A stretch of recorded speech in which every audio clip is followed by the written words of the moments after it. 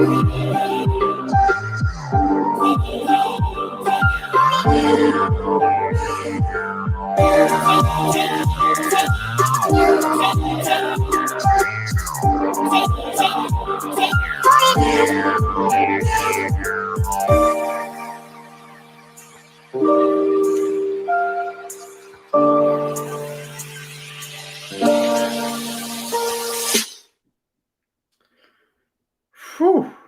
What's up, everybody? Hello. I hope you are doing well, guys. I hope everybody's doing okay. I hope you enjoyed that intro. That's the watch and learn intro, but I'm stealing it. I'm stealing it for the show. No, I'm just kidding. I hope JJ's okay with me using it, but hope you guys are all good today. Man, I feel like I've aged 40 years. I feel like yesterday was a roller coaster ride, but it was a lot of fun. And man, it's been a great journey. I'm loving every second of it. And let's just take a deep breath in. What am I wearing today, guys? Because this is what it's all about, guys. You know, I needed to wear a watch that could withstand the pressure. So I'm wearing the Note 8 Sub, guys, the OG, my first Rolex. You know what I'm saying? I had to wear something that could withstand. And man, we got so many people joining me. I just want to thank everybody, all the upvotes. I really do appreciate it. Make sure you're liking the stream. We really appreciate that. We got Big Sal. Thank you for joining. I know you're always tuned in to these live streams. We got JB Watches 24 MM. We got Bo Stark saying technical difficulties in New Black. We'll get into all of that. What I really think of the whole situation. Got Jim Jones saying, make me a Marco. There you go. We got Big Sal saying the intro is fire. Thank you so much. Shot in the Dark joining us. Thank you so much. We do have Alex saying, you are the best. Hey, Alex, long time no see, man. I hope you're okay. I hope you are all good. Long time no see. I don't want to pull up that next one. We got Night Wristwatchman saying, upvoted. How are you all? I'm doing good. Thank you so much for joining. Thank you so much. We got MS fan saying, how are you, Marco? I'm doing good. Thank you for joining. Thank you. The community is with you. The community, guys. We got Climb Farmer, Anthony Napolitano. We got Nate B saying, ready for the watch talk. Nick Jones. Yes, sir. I got the sub. We got Raj in the house. Oh, and we already got an amazing super chat. JB with the 11 euros super chat. Thank you so much. I really appreciate that, man. You're a kind contributor and supporter to us all. I really appreciate that. He says, Marco, we're all behind you and appreciate everything you do for us. Well, listen, I appreciate it. You guys had my back. You guys had my back yesterday, but that was a rough one. I got to be honest with you. I've had better days, guys. I've had better days. And we do have another super chat. We have Toyomo super chat. You cheap, nasty, vicious punters. Happy Sunday to all. That's right, guys. It's the Lord's Day today. It is the Lord's Day. Thank you so much for joining, Toyomo. I know you are our number one troll, resident troll, as we like to call you, but I love you, man. Thanks, as always, for the support. And Paul Solicia saying, Marco, stronger than ever. I appreciate that. But yeah, let's get into dive into today's topic, a pretty controversial one, if you will. Paul Thorpe and the interview. Now, guys, I don't know what it is. I'm not with the majority of you. I don't get this. You know, I get it.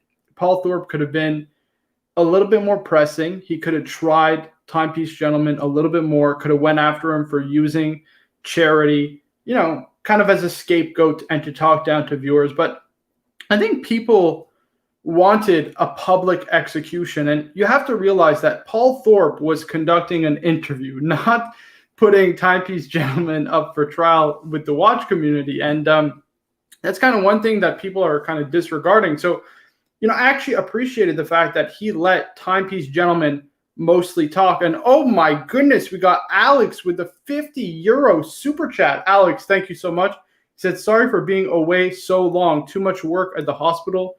Love seeing you at the top. Never change, my friend. I appreciate that. Hey, listen, what can I say? I mean, you know, work comes first. Work and family life comes first. I appreciate you being here. And of course, I appreciate your continued support, my man. I mean, Alex was one of the OG viewers. He was there on the live stream when I got the sub. I streamed it that day.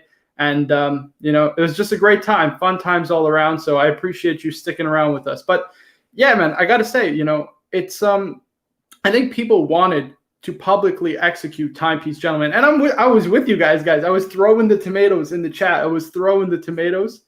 I wanted people to be fuming at Timepiece Gentleman because of what he did. And what was worse was the interview. So you know what? In the end, Paul kind of exposed him without even needing to press him. I mean, he proved it to everybody. He's not sorry. He doesn't feel regret or remorse for what he did. He doesn't care that he used charity for his own benefit as a scapegoat to talk down to viewers.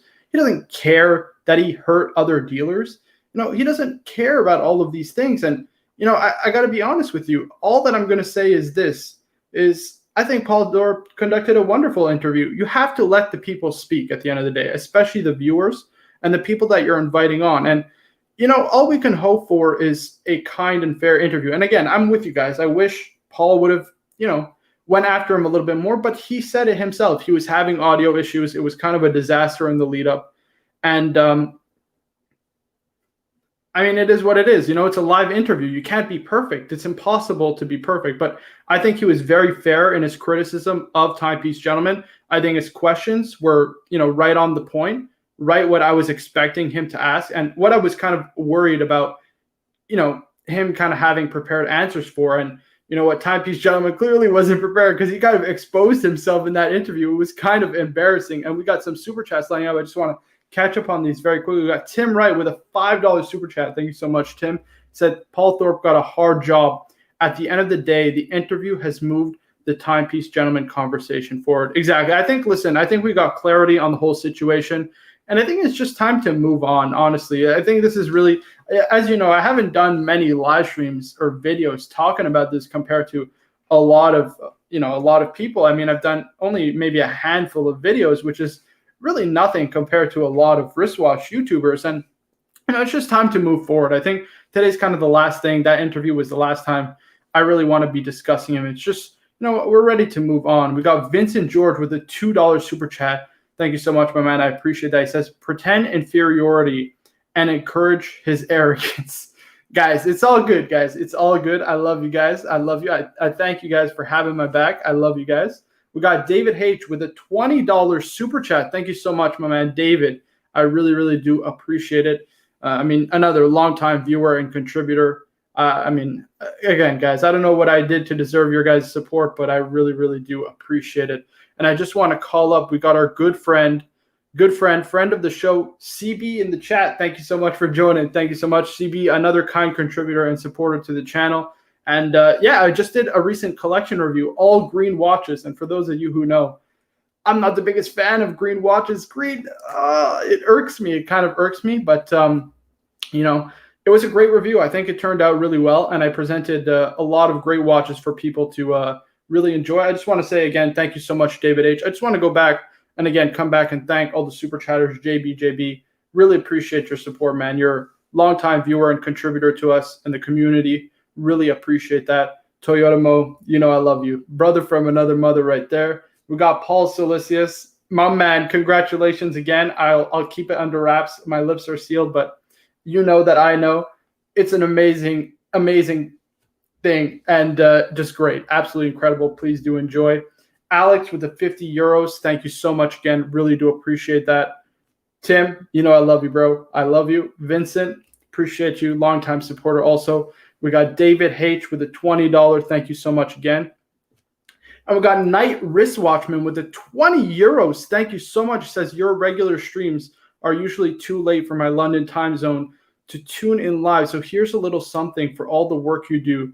Paul Thorpe was slightly apologetic, but did ask all of the big hitting questions. Exactly. Listen, I will agree with something that Archie said yesterday, even though I mostly disagreed with what he had to say, which was he was kind of leading the witness on. You know, he was kind of trying to get him out of there and give him the answers to some of the questions. And listen, that's fair. I mean, they're friends. You know what I mean? But I think overall the interview was pretty fair, pretty impartial. He asked the questions that we wanted to ask. And, you know, Timepiece Gentleman didn't do himself any favors. But, you know, it is what it is. You know, people will think what they want to think. And it is what it is. We can't really sway people's opinions other than that. But thank you again for the support. Night Wristwatchman, another OG viewer and longtime contributor to the channel. Really appreciate you and your support to myself, Tim, JJ, Really love you, man. Really do love you. True friend. We got Tongo Bongo with a $2 super chat saying JJ is a ride or die friend.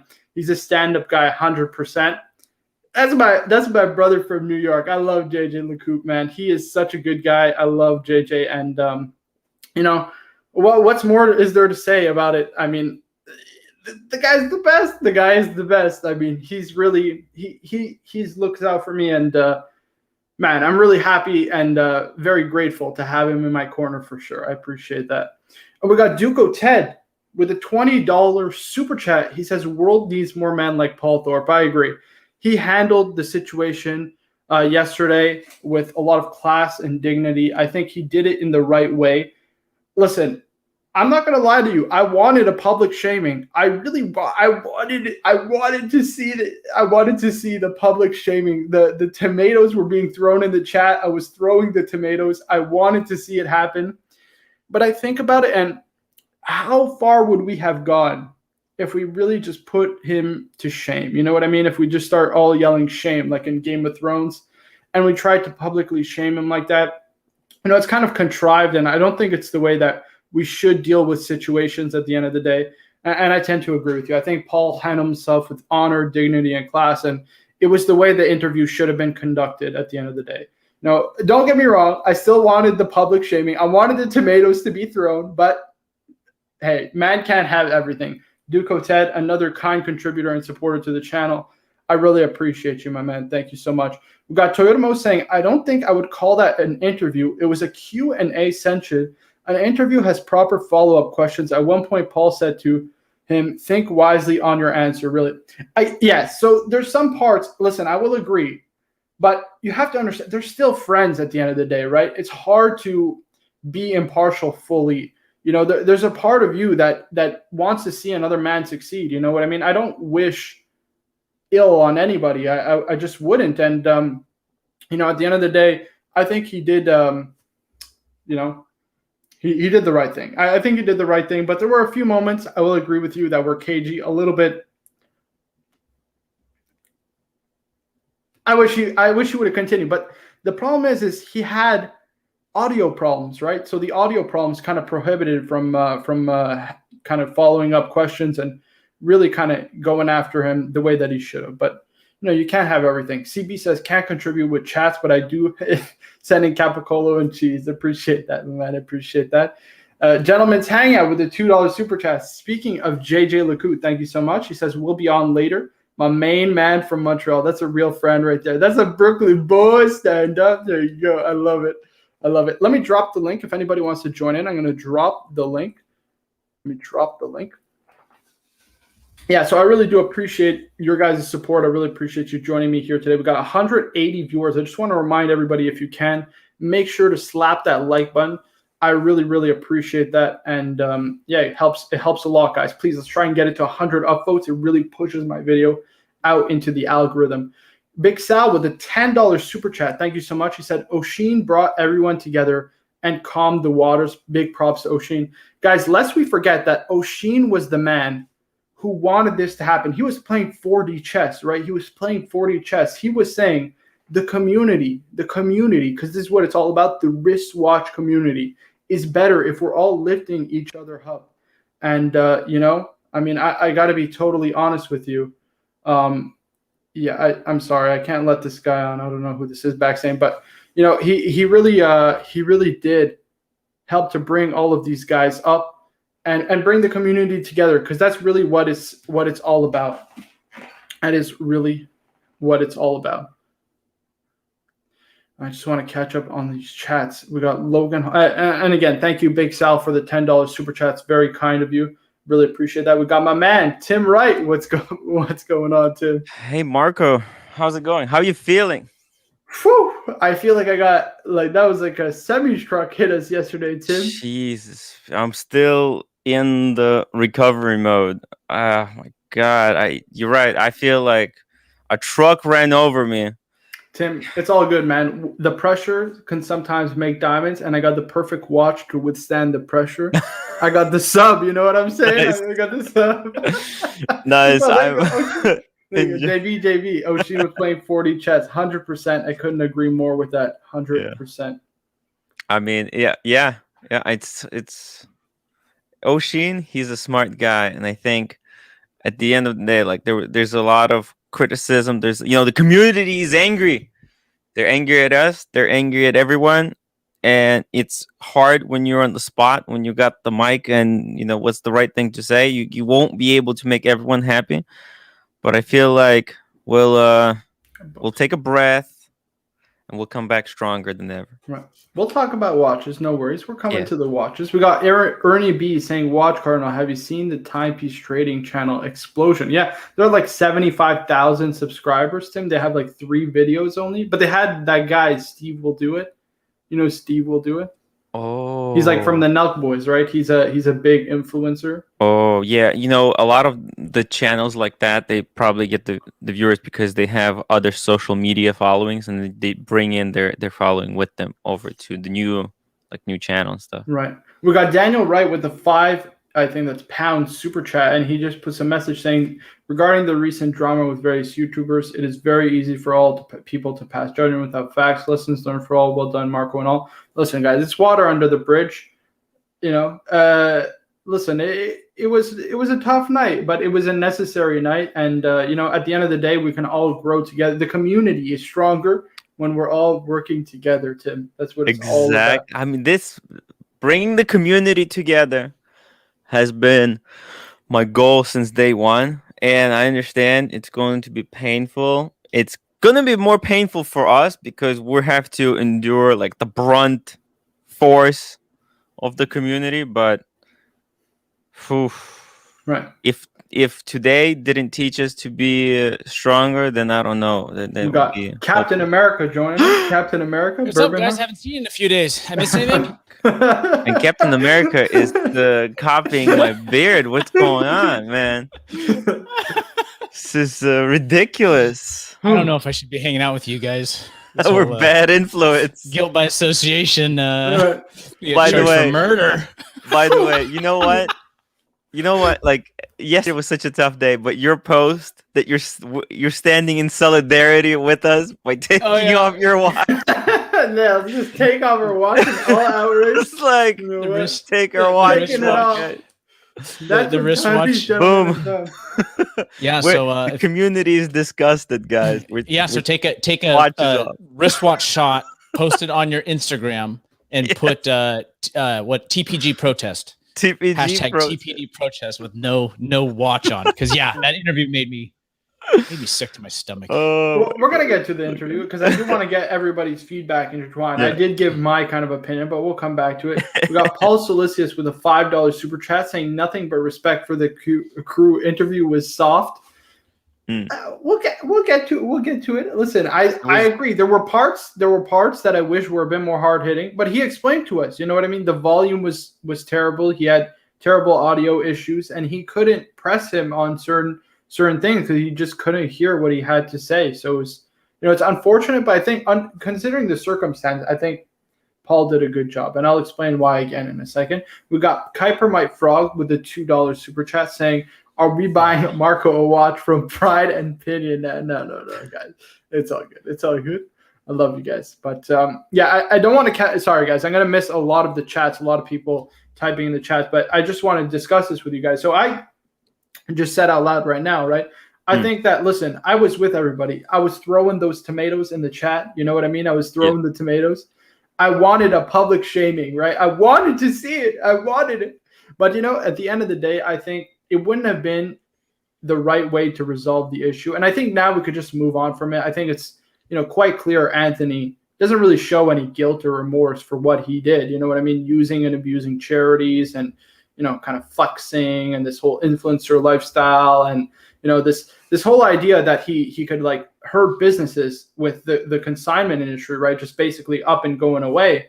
I mean, he really hurt a lot of dealers, and he just didn't show any real remorse for it.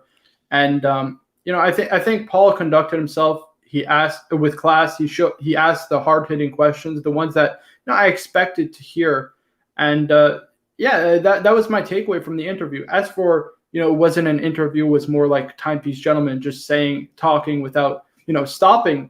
I mean, I like the fact that we got it out of Timepiece Gentleman, because we got the real truth and the whole truth. You know what I mean? It was ugly truth, but it's the real truth. You know what I mean? We got the truth from it. Okay, we got Paul Silicius with a $5 super chat. He says Captain America is stealing Tim's shtick with the beard. Tim with the hiker beard. Okay. I love guys. it. So, I mean, this hold on. is first sign that I'm becoming an influencer.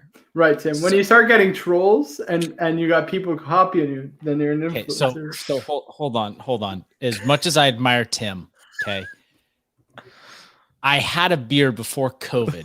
My work made me shave my facial hair off. Excuses.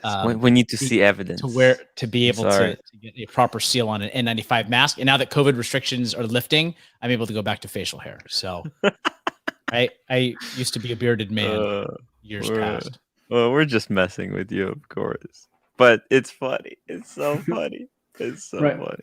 We do have a €2 super chat from Juliette Araribas saying, "What do you think of the Omega 324?" That's a joke. It's not real. Why? Right. This is the watch right here. I think this is actually a ladies' watch, or it might actually be unisex watch. 38 mil Speedmaster. It looks kind of like a Breguet. It gives me Breguet Type 20 vibes. I think it looks good. I want to see a wrist shot. Let's see if we can find a wrist shot. Breguet Type 20. Here we go. Oh, that's not the exact watch, but it'll be kind of similar. But yeah, I think this is nice. This is actually beautiful. I mean, look at the numerals. The tri sub dial layout. Date is nicely executed at 6 o'clock. You got the chronograph. Obviously, the Speedmaster is one of the most notorious chronographs ever made. So yeah, I think it's a great watch. 100%. So I haven't pulled up the specs on this one yet, but if is it going to be a Valjoux, like a modular chronograph movement? Yes. So just be mindful when you're buying these ones used that they can be really expensive to service. So if you're looking at one that's 15 years old, that's going to be due for service, they're pretty complicated because the chronograph module is it's basically stacked on top of an automatic movement. Usually I think they're reduced. They use a Dubois de Pras, right? Yep. And so I don't know if this is the kind of a similar construction. What's the price on this thing? So price retail is, hold on, so 3,717 Great British pounds. That's a lot of money. That's 3,000. You can get better stuff. Right. I just want to get this super chat very quickly. We'll come back to this. We got €20 or 20 pounds from Raj G. Thank you so much, Raj, another OG contributor and supporter of our streams. We really appreciate you. He says, Marco, onwards and upwards from here. For someone so young, you impart knowledge of a seasoned professional, and your passion and love for watches is infectious.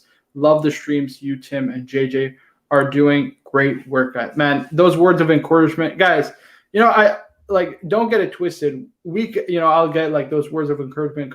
Every time I read stuff like this, it's really nice and very humbling, to get feedback like this, knowing that, we're doing the right thing and, we're ultimately providing content you guys want to see. So yeah, man, I got to tell you though, these comparisons to Tim Massa, they got to stop, guys. I'm not Tim Massa. It's an insult to Tim Massa to compare me to him, guys. Stop it. Okay? I appreciate it, but thank you again, Raj. That's really kind of you for you to say that. And I just want to pull this up very quickly. We got Paul Silicius with a $5 super chat. It says, let's be honest, it was soft as a clock. There were parts, no question about it. 100%. 100%. There were no. Listen, I will pull no punches. I will be he did say that he couldn't hear the answer. So that's why there was no kind of follow-up, because he couldn't hear what Anthony even said. How can you ask someone a follow-up question if you didn't hear the answer? So it was a disaster. It was a disaster from a technical perspective. But it's hard. It's hard. It's not easy. Live interviews. So something to be, to kind of point out, right? To Paul's credit, doing interviews it is its own skill set, right? So someone that is like a watch dealer through and through, like that's his how he's made his living his whole life. we might look at sometimes like talking heads and things like that on TV and think like, these clowns, but there is actually like a science. It's as much of a science as it is an art to doing a good interview. Right. So one thing is like doing your homework ahead of time. So, you know, a lot of the information so that when you're asking the question, you already know the answer before they're giving the answer. And so that when they start bloviating or when they start pandering or giving like these weird answers, like these qualified answers and things like that, a good interviewer knows like, okay, now you're lying. And now I'm going to, you know what I mean? Ask harder hitting follow-up questions to expose the truth. Okay. Right. And that's not Paul's skill set, right? I mean, he's a watch dealer by trade. So former watch dealer. He's not a journalist, you know? Yeah, exactly. On, so I was impressed that he asked some hard hitting questions, but I think he let, you know, Anthony kind of ramble on, give vague answers, that was strange weird qualified answers where, you know, just listening to it, it's like, yeah, he's lying here, or it seems like he's kind of like giving some deception here. And Paul didn't really, press him on it. But to be fair, Paul was kind of set it up like, hey, I'm going to ask the questions and let you be the judge. It's like, okay. So, I mean, that's kind of what we got, I guess. Right. I just want to pull this up. We got West P in the chat said, missed the drama yesterday, but still here to support the community. We appreciate you. And CV saying, Marco, check your PayPal. I sent some Capicolo and cheese. Man, CV's, you've been too kind and generous to me. I really appreciate that. CB's the man, guys. I just did a review for him. All green watch collection. Be sure to check it out. I think it came out really good. I'm not a fan of green watches, but I think the selections that were presented in that video were really great selections and are worth considering 100%. I'm actually quite shocked CB likes green watches because of the green watches association with the Green New Deal. Green New Deal. I mean, well, you didn't know that all these green new watches were part of the Green New Deal? I knew that was coming. Guys. Oh, we got Totomo with a $2 super chat saying, take a shot every time someone says community. Guys, the community is outraged. The community. Right. It's a buzzword now, guys. It's become a buzzword. It's a meme. Oh, we got Juliet who replied back in the chat. Says, thanks for the feedback. I'm a 22-year-old guy. Ha ha ha. Small wrist though. So that's why I'm looking at 38 millimeter. Well, if you're looking at 38 mil, why not get a Tudor Black Bay? Maybe a Tudor Black Bay instead of getting because they'll be similar price, right? I mean, 3,700 Great British Pound. That's expensive. Yeah, the problem with the chronographs at the 38 mil, if they're modular, they're going to be really thick, and that it doesn't wear well. Right. What you want an integrated chronograph that way it slims the profile. So chronographs you do have to pay a little bit more, like a Zenith, or it's just I think a lot of people who just get into the wristwatch community, they don't know that with the chronographs it's just so hard. Just get simple, wind and wear. Don't go for the chronograph right from the beginning. Right. Or I would recommend either that or First Omega in space. Honestly, I would stick to the more classic traditional speedies. First Omega in space. They're way more money. Right. But they can fit generally everywhere. We got Cameron David with a $5 super chat saying, thoughts on Damasco DA44BK or D-Sub1? So this is the DA44BK. I don't know much about it. I'm going to be fully transparent, but I do know that they're a lot like Zinn, well known for their over-engineering in their watches. I don't know, Birminghard or Tim, if you guys can speak more on these watches. I know they're they're reasonably well made. They're good looking watches, very tool watch aesthetic, a lot like Zinn. But I don't know much about that. Yeah, probably Birminghard. If Birminghard doesn't know anything about this, then it's all hope's lost. All right. No, similar. I think they have a similar target market. A lot of the people that like Zinn, like Damasco stuff. Right. So. Similar. Oh my goodness. We got some super chats to catch up on. We got Peter Richard with a $5 super chat saying, I know Ari doesn't like the back of the Tokyo Seamaster, but I just picked one up and it totally rocks on the wrist. My first Omega in 8 years. I mean, listen, I'm not personally the biggest fan of the blue-white color scheme, but it is a very nice watch. And listen, man, if that's what you enjoy, you got to buy the watches you enjoy wearing. By the way, I just want to come back to this. Cameron Davidson, I hope we answered your question adequately. I'm sorry I couldn't be of more help. I do like this one right over here. It's got a day-date complication with the rotating bezel. It looks very much like a tool watch that you can knock around, and you could definitely enjoy doing some fun outdoorsy activities. But coming back to this, 100%. Listen, you got to buy what you love. No question about that. We got Night Wristwatchman with a £2 super chat saying this super chat is for the community, guys. That's the community. That's what it's all about. We got Uba Chilua with a $10 super chat. He says the sheer commitment you three and JJ have shown to stay on air daily for hours has made my difficult days far more enjoyable. You have amazing charisma and are very appreciated. Guys, I really appreciate that. It's very humbling to read stuff like that. I don't know what to say when people tell me stuff like this, Tim. You know, it just brings a smile to my face. I got to say, Marco, it makes me happy that you came on today. Right. Right. Makes me happy. You came get right back on the saddle. Come on and Uba, take I some love care. you. I'm glad we can be a welcome escape, to whatever you're enjoying, and bring some fun wristwatch content to you. And we do have Nico Leonard with the £50 super chat saying, lads, have one on me. I appreciate that, Nico. That's very kind, very generous of you.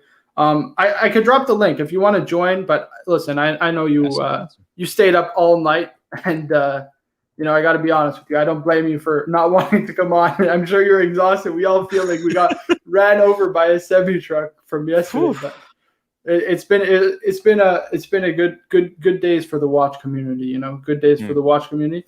I'm glad that everybody's coming together. We're all working to lift each other up as opposed to tearing each other down. So, Nico, love you, man. Props to you. And true gent. I'm glad we hashed it all out.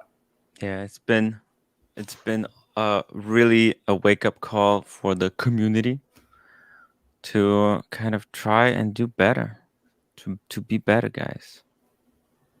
Right. Should I get that drink? Should I indulge it? Maybe no drink. Tim, Yeah. we got a long day of streaming ahead. We got a really long day of streaming ahead. I get a small drink. Okay, I'll go get a small drink in a sec. Because, these super chats are real. I don't know what's going on, guys. But I don't know what is life anymore, but it's okay. We got Watchers24 with the $3 super chat. Says, get yourself a small fridge. Hey, dude. Oh, my goodness. What did I think? How expensive are small fridge? A couple $100? You can just get a cardboard one. It doesn't have to be a real one. So, you know what? The more that I think about it, right, and even listening to that interview, what are the chances that some of Anthony's team were having drinks when they came up with this idea? Okay. This was like a drunk idea, wasn't it? Oh yeah, a lot of this drama is happening after drinking alcohol. We got SE with a €50 super chat. SE, I really appreciate, man. SE, This is another OG contributor, huge supporter to all of us here on YouTube, and he's rocking that Daytona's picture. It just looks phenomenal. He says, "Evening, fellas. Archer's hypocritical and inhumane behavior yesterday can't be excused with him playing his persona. He's fostering hatred and division and caused more harm than TPG this way, in my opinion. You guys are the reason I'm still here. Very much appreciated." Yeah, guys, I got to be honest with you. Yesterday was totally uncalled for, but I think it's all something that we can definitely look to move past from. It's a learning experience, and it can't happen again. There's no excuses. You know what I mean? It just can't happen again. There's no excuses, no defending that kind of behavior. I'm glad me and Tim weren't on there, to hear that stuff. But yeah, there's nothing that we can say really to defend the behavior that he showed yesterday on stream, and especially throwing the crew under the bus. Like, I'm sorry. That's a line you should never cross, because me, Tim, and JJ devote a lot of time to helping him out, and we devote a lot of effort to going the extra mile for him. I can't defend that. You know what I mean? We got Nico in the chat saying, I may join you guys later on getting some work done. No worries. No pressure at all. We got Alex with the €10 super chat. Says, Marco equals happiness for the watch community. I appreciate that. Yeah, I appreciate that so much. I appreciate that. We got B. Sorry, I'm going through these so quickly because I do want to get that drink. We got B Barsley with a $5. He says, I'm so glad all you guys hashed everything out last night. I always enjoy watching, listening, and learning. Barsley, I hope you're well, man. I hope all is doing, because he does have a YouTube channel, guys. B Barsley, you can follow him on there. he did come with he made a video about this, you know, a recent health scare. But I hope you're doing okay. I hope all is well, and you know, things are looking up for you. Okay, I'm just gonna leave this. Marco equals happiness for the watching because maybe I'll be right back, guys. Go grab a drink. Go grab a drink. I know it's like whew, So have you hashed stuff out, Tim? Stuff with Arch?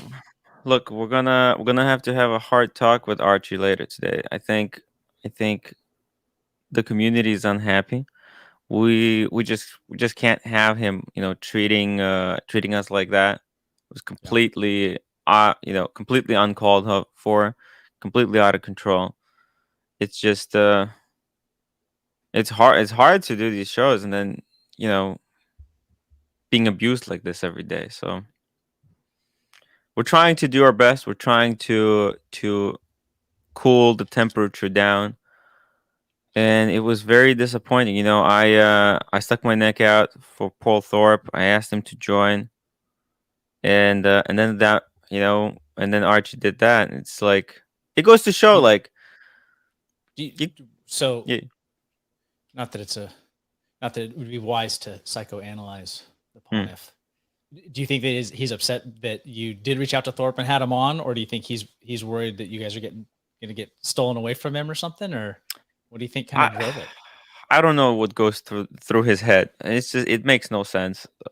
Like, there's no logic or sense or anything to Archie. It's just complete random chaos. It's in the vortex. You know, he's stuck in the vortex of madness, and we're just trying to kind of survive and get out unscathed. A lot of people ask me, like, why didn't I leave? And I got to tell you guys, like, I was there in the passenger seat. Archie was driving. If I jumped out, I don't know what would have happened. At least when I'm there, I can kind of grab the wheel and have, you know, steer it maybe in the right direction somewhere. But you drinking cranberry juice, Marco? It's vodka cranberry. Lolex, please. What's going on, everybody? I just want to say thank you again. Period? All the kind super chats. I just going to want to pull these all back up. We got Cameron Davidson. Thank you again. Hope we answered your question. Peter, thank you so much. Night Wristwatchman, thank you so much. Uba, again, happy to be an escape for you, my man. Nico, thanks a lot. You are a true gent. You're a true gentleman. I appreciate that. We got Watches 24. Thanks a lot. SE, 100% agreed on this. Can't happen again. There's no excuse. You know what I mean? No excuse. Alex, I appreciate the kind words. Bardsley, thanks a lot. Again, hope you're doing well. I really do hope you're doing well. We got Paul Solicius with a $5 super chat. He says, Burb is an intelligent guy, can't stand fake. Let's be nice, guys. Let's be nice, please. Let's be nice. Let us all be friends. Why can't we be friends? Why can't we be friends? Is that the song, Tim? Tim, you must know. What are these hippie songs that we can sing? Like Tim's favorite song, isn't it Imagine? Is it that Imagine song? Imagine all the people.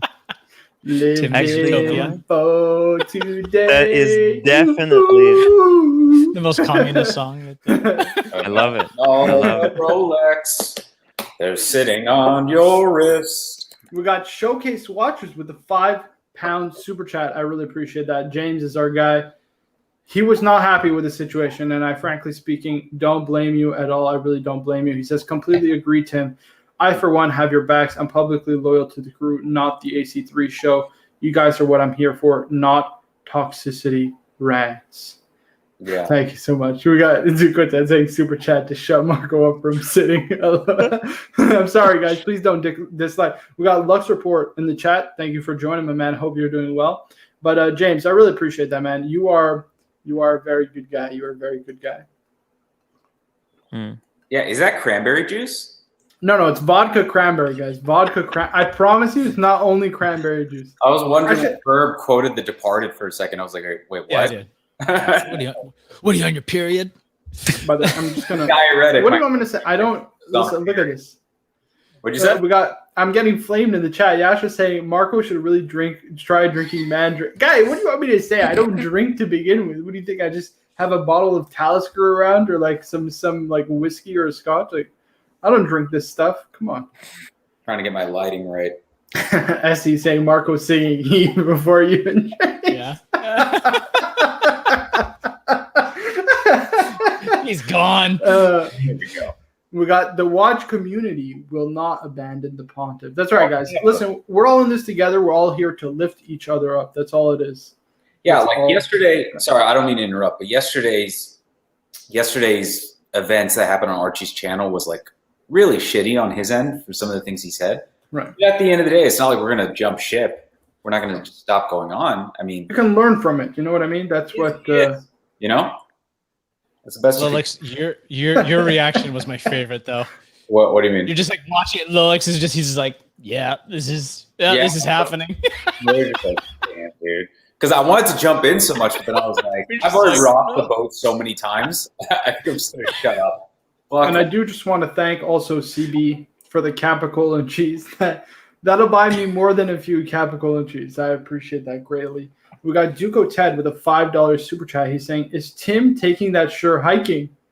I hope not. It's actually a nice looking shirt. Very good. So No, I'm not taking this one hiking. Yeah, This you don't is- want to ruin your nice shirt. No, this was like a $10. Nobody want. Look at the color. It was unwanted, unloved. It was just $10. But actually, you know what? It's really cool because it doesn't show sweat. So if you sweat, Nice. there's no. Yeah, I know. I There's don't no- want to lift my those arms. nasty I'm wearing spots. gray. I'm fucking stupid. Yeah, yeah. So I muscle to you right now, just fucking. I busted. kind of like the material, but I do have a different hiking shirt. Oh, look at this. We got night wristwatch or night watchman is thinking 3 steps ahead. He says Marco Smart cranberry juice makes you take bathroom breaks. It's all about the sponsorship. That's right, guys. I'm just kidding. Oh, that's a good one. Oh, we got Lux Report saying watch Cardinal. How much super chat for you to drink absinthe 60% pure alcohol? Ooh, Hey, you want an ulcer? Oh, we got 30. Nico. What's going Cheers on? to Hey. that one. Cheers to you, man. woo! You get any sleep last night? I have a bit of a problem with sleeping. My back is absolutely fucked, Oh, and but I was able to get some sleep. Like it was fucking 5 o'clock or 6 o'clock. yeah. I'm not used to these times, mate. I'm not used to that shit. We got But no, very good. It was an eventful evening or night. We got For sure. Andres Burgetti with a $20 super chat. Thank you so much. I appreciate that. He says, first time contributor, long time viewer. You guys are awesome. Keep up the awesome work. Kudos to all of you. I appreciate that. That's very nice to hear You're that. getting a lot of fucking super chats, big man. I know. Dude, Okay. this community is incredible, Nico. Okay, It's Nico. fucking incredible. It's incredible. It's really We've all nice. seen Nico's live streams. The super chats come so fast that you're not able to read exactly. most of them. Nico's Like- right. Nico's subtle flexing, right? Nico. We got Alex. with Start somewhere, like you need to start somewhere, and I think you're doing it absolutely incredible. Alex Like- with a €5 is saying, "Is Marco the Pontiff 2.0?" I hope a more respectful Pontiff. I will say that. I hope if I do become the Pontiff 2.0, so a little bit more respectful. He says, Muhammad Ali with the €50. Thank you so much. Says Marco, you're a great guy. Please use this money from the super chat to buy yourself a cigar. I will, guys. I really do like cigars. I smoked a Romeo Julieta #2. So yeah, I appreciate that. I definitely will be getting some more cigars. And thank you so much for the kind contribution. That's greatly appreciated, guys. You guys are so generous, and thanks a lot. We got Maxime L with £10. He's saying, I have been watching Archie from the beginning. Last night was the first time I felt uncomfortable and embarrassing watching the AC3 stream. Totally out of line. Totally done for staying. Well done, guys, for staying cool. Yeah, I appreciate that. I mean, I think we share all of your sentiments on that one. Listen, I think I would really appreciate that if you definitely if I'm on a stream and I don't really want to talk about anyone outside, if you know what I mean. Like, or like if someone can't defend themselves, I don't want to talk about them. If you see what I mean. And listen, we have all seen what happened yesterday. I am happy that I went in myself head on as well, and he apologized. And I still didn't see anything on the fridge. Like, that's all. It's coming. It's coming. The Paul Thorpe apology was pre-recorded. It was from a while. It was before we even what's it called? It was before he even pulled it all down, right? No, it's all good. Like it's all joking aside, but he will put it up because we're gonna hound him to put it up. Like he has to make it right. We got the Pine Bear with $5 saying, "I love Nico except for the Longines he talked me into." Longines is a great brand. I appreciate the support though. Longines is a great brand. What Longines is one of the most historic brands in the watch industry, no question. The longest, oldest trademarked logo on the planet, my friend. And by the way, guys, I just want to say this also. It's not Longines or Longines. It's Longines. There you go, Longines. I'm French. I'm proper French. I speak French. We got JJ from the Gentleman's Hangout. You're so French, Marco. You're so French. I'm not French. I try to be. We got C-Stone with $10. He said, I'm subscribed from Archie after years. Watching him the way he treated you and the others is just inexcusable. You should not give him a pass, even if he helped you get started. Guys, it's all good. Let's. I think Nico said it best. Let's let the situation kind of rest. And thank you again for the contribution. But let's move forward. You know what I mean? Let's move forward. We got Mick Levin with a $2.80 super chat. Nico, get an inversion table for your back. It will help. What is an inversion table? Let's look this up. It's the thing when they flip you upside down. Yeah. You put your feet in it and you flip upside down and you stretches out your back. You want to hear a funny story about one of them? I had one, right? And I went on it and I flipped upside down and I couldn't get back up. I was stuck. Oh, hell no. I had to call my friend. He had to break in my window and flip me back upside down. I didn't have it set right. It was too far. It was too far. That looked mad cool. I want to put a bird in that. No bother. It's very trendy right now. It's very trendy. Is this Pornhub like fucking central? Like this is unreal. Listen, no, you know what my problem is, right? The problem with my back is my stance, right? Because like I've played a sport professionally when I was younger. I've had several injuries, right? And these injuries give me like my stance is not. I'm not completely standing straight, if you know what I mean. I walk normal. It looks like normal, but effectively it's a bit off, and therefore my back, like there's a lot of pressure on the right side of my back. And if I then do in any sport, I can't do things normal, mate. If I want to learn a sport, I want to do a sport, I would hit 1,000 golf balls a day. And I'll do that until my back is fucked, and that's what happened the last couple of days. Did you ever check your hip flexors? Yeah. I know a lot of people have back problems. It's from their hip flexors. Yeah. And they stretch them out, and they feel like a new man. Yeah, they have this swing that attaches to the ceiling that helps like stretch your hip flexors. Yeah, you like sit in it and you put your legs in the air, and a girl comes in, right? She really. She comes in. I know what you're talking about. Let me just get through the super chat. We got Paul solicited with $10. Says flew yesterday through Amsterdam airport. No Cuban cigars. Chinese bought out everything. Just an abundance of. Come on, Paul. Paul, please. Paul's a nice guy. I see what you did there. He's Paul. a nice guy. He's a nice contributor. But come on, Paul solicited. Listen, it's fine. These are your supporters, right? And that's fine. Everyone is allowed their opinion. Right. That doesn't matter. Like. Kudos to you for coming on. I appreciate that. I appreciate you coming on. We got Drew M with a $5 super chat. Again, guys, I don't want to keep harping on this. He says you guys need to distance yourself from AC3. His words are disgusting and vile, wishing people death for cancerous, vile, and sick. Quit enabling him. Drew, appreciate the super chat again. Like Nico said, he's not here to defend himself. Let's let the situation calm down. Let's just move on. We got Alex with the €5. He says, Marco, can you ask which blow should I buy at my ID? I think you kind of did this to yourself, right? How about none? Try that one. Who even wants a Hublot? Like, let's be completely honest. It's a Genta ripoff, let's be honest. Yeah. Right. As well as that. Total Genta ripoff. And they use mid-tier movements, right? And charge you an arm and a leg for it. That's the problem. It's the price gouging. Hamilton Khaki features exactly the same movement as an Infusion. Exactly. Yeah. It's bonkers, mate. And you can get like a Tissot Powermatic 80. It's got that 80-hour power reserve movement, right? It's the Powermatic 80 movement from what's it called?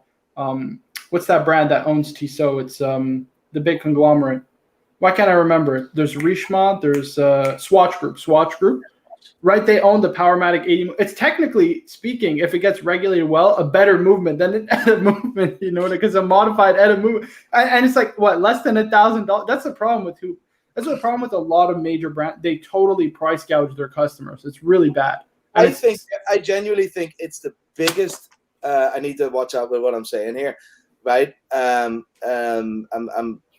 use the word allegedly for me, and this is my opinion. Allegedly, they're for me one of the bigger scams in the industry. If you're completely honest, they'll. If I look at, for example, Hamilton, you have an incredible bracelet on it, like nice finished case, well done, nice finished dial, right? Nearly the same level of finish of Hublot. The difference is 8-9 times the markup. Now you can then argue and say, okay, that markup is based on marketing, but it's Hublot, mate. It's a joke, right? It's a fucking joke. And you pay for marketing. You know what I mean? Yeah. You pay for the marketing. Like if that's what the markup is caused by, then why not just reduce your marketing dollars here? You know what I mean? For me, I look at watches from a perspective of value for money. Right. Yeah. And Hublot became more, same as Richard Mille. It became more a statement for look what I can afford, right? And I think that is wrong. Richard Mille is a little bit different because there's some weird complications in, and they do some complicated stuff, but it is the same vibe in a way, if you know what I mean. Although, yeah, some of the Richard Mille use also off the shelf movements, but it's not as bad as with Hublot. And the only in-house movement, or one of the first in-house movement, what is it called? Oh, geez, the first in-house movement? Yeah. I don't know, actually. That's a good question. So there's the Datagraph that came out in the 2000s, right? In the late 90s. I don't know. No, I'm talking about the current model. So. Oh, current models from Hublot? So if we look at the first completely in-house chronograph, right? The first complete in-house chronograph. I don't know if you could write a book about it, but that is fucking bonkers. It's called You/Nico. As if you could write a fucking book about it. Like, it's bonkers. How the fuck is that even possible? That's hilarious. That's mad. Like, but yeah, I'm with you. We got Toyota with $5 saying, Nico, I really need to know what's the deal with the Hublot. Hey, I think we just answered it. But we answered one that. thing, Nico, let me ask, when you evaluate a watch from value for money, how do you look at it? For me, I look inside out, right? From movement to the outside, right? Case style and what have you, right? But I'd love to get your perspective on this. No, I think you're absolutely right. So what you do, first of all, let's use a really good example, right? Grand Seiko, right? And people know my opinion about it. And let me tell you one thing. I think it's overpriced fucking garbage, right? The reason why, right? Let me make this statement very clear. Right? That's crazy. Okay. It's very clear, right? The market shows that it's overpriced. Right? Because not always the materials represent the true value of a watch. Let's look at a Rolex Daytona 639. That exact movement, that Folju movement, features in Tag Heuer, in older style Heuers, and Breitlings as well. But these watches are worth $1,000 to $2,000. You see what I mean? Right. So if I then literally look at the true market value of a Grand Seiko, it's 80% off retail. I mean, they're overpriced from retail perspective. It's exactly the opposite from Rolex. Do I make in any way, shape, or form sense with what I'm telling you now? Right? Yeah, no, I look at the resilient value of Grand Seiko, right? If I look at the resilient value, it shows that it's overpriced because people are not willing to pay for a pre-owned Grand Seiko. People are only willing to pay 20 or 30% of the retail price for a pre-owned. Okay. So that's Nico, that's a bit expensive, 40-50%. Do you think the name is the biggest enemy? The worst enemy is naming a Grand Seiko? 100% spot on. Grand Toyota, right? Because what they do, you're absolutely Lexus a Grand Toyota. Right. I always say this, right? Lexus isn't called Grand Toyota. It's such a lazy naming. Right. Oh, there you go. Sorry. The shit that they've done with Crador, and if they just fucking dump Grand Seiko and go that same strategy with Crador, you were talking about a completely different ball game. Because that Seiko is not helping that Grand Seiko is not helping Grand Seiko, but it is helping Seiko. It's helping the cheaper watches to go up, but it's actually demoting the more expensive, the Grand Seiko, if you know what I mean. Well, I do want to talk to you about this. I do want to continue this conversation because I think it is important, and I do want to get your feedback. But I just have to get through these super chat. We got the Greasy Strangler, 2 pounds, saying thoughts on the Breitling Super Ocean Heritage shoe. Amazing watch. The new ones are in-house movement, ceramic bezel, shark mesh bracelet, and you can get them on pre-owned for really, really good bang per buck value. I think Breitling is definitely overlooked in this space, and Super Ocean Heritage has a really nice classic vintage vibe. Awesome to see. Watches 24, $5 says, Nico, which is better, Explorer 1, the discontinued 39, or the new 36 mil? I think the 39 all day, every day. The 39 millimeter is the perfect size watch. Look at the Black Bay 58. The perfect size watch. 39 is the perfect size watch. He's got the 36. That's why I'm bringing him up. He's got the 36. Oh, listen, it's fine if you're a girl, but not if you're a man. Like, oh, shit. If you lost your penis. You know what it is? It actually. No, it's for a purpose. No, because look, let me explain. Let me defend this watch. Give me guys an opportunity. Now, I want to wear this watch on a hike. I'm gonna be going, for 500 miles, and I'm gonna be carrying a lot of equipment. And I got to tell you, my Explorer 2. After a day of 20 miles of hiking up mountains, it does start to wear on the wrist. But this thing, I can't even feel it. So I feel like this watch has the purpose. You wouldn't feel the 39 millimeter either, like. But what it is? How tall? As you twist the wrist, you see that disc. Yeah, I'm 5'9". You're 5'9", and you're wearing 36 millimeter. I am 5 often, and I'm a fat cunt. If I wear 36, it looks like I'm wearing a lady's watch. No, I'm not saying it's for everyone. Millimeter. It's like, nah, mate. It's a watch for a purpose, Nico. I feel like this watch has a purpose. The base weight is the complication. Exactly. One of the things that I said from the beginning. There, people call all different kind of aspects of watch complications. The GMT, that's a complication. And I think the small form factor of this watch is a kind of complication. Yeah. It doesn't actually look too bad on me. Yeah, let me just get through this. We buy you a shake weight and we send it to you to work out with. Would you wear an Explorer 2 hiking? You had Can I tell you a story, right? Let me grab a watch. If you send me super chats to wear Explorer 2, I'll do it. Fuck it. let me grab a watch here. I'll tell you. Okay. We got Big Sal, $3. Watch talk with this crew, Nico, on another level. Thank you so much. I appreciate that. And we got a couple more. We just got 2 more. Okay, thank God. I'll wear whatever guys. If you don't want me to wear Explorer 2, if you want me to take if you don't want me to wear Explorer 1 on the hike, if you send a couple of dollars my way. Because it's gonna make my trip much more difficult. So it'll take me more days. I will need to take extra rest days off. So let me share you a story. Yes. Right? Oh, I love this. I love it. You see this watch? Let me pull that up. Hold on let's 1 second. see. It looks like it's an OP39. White dial. Okay. OP39. Yeah. Ooh. So this is for me, right? Not only is 39, I think 39 is it's the perfect size. But this watch is a story. This is the watch. Like, when you're selling watches and you sell a lot of people watches and people also. I know what you mean. I sell watches all the time. Just like I sell watches, right? And I've sold a lot of watches, and people have bought watches as gift for their kids and for their children, etc. Blah blah blah. And as a watch dealer, it is sometimes very hard to. I see it as it's trade. At first place, it's trade, but it's above anything else. It's my passion, right?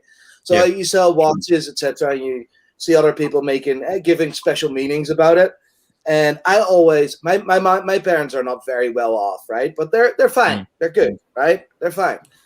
But my parents, I always wanted a watch for my parents when I turned a certain age, right? And that. Mm-hmm. It was just too much for my parents to pay that time. So I done a deal with my parents, and this was on the last holiday as a family. We would be. This was 3 years ago. last holiday as a family because my mom is very unwell. So unfortunately, we knew that at the time as well. So that was going to be our last holiday. And then my father came out and he says, "You know what? I'm so proud of you. I'm going to buy you a Rolex." And this watch, right? This is like we bought this. OP39. This is OP39. We bought this watch in Santorini in Greece, and this is my most valuable watch of all because it reminds me of the last holiday we had together as a family, right? Yeah, like mom and dad together, and it was on my birthday on the 20th of August. And for me, the 39 as well, because it wears so nice, I'm a bit biased. For me, if someone asks me 39, I always have this story to tell about my 39 millimeter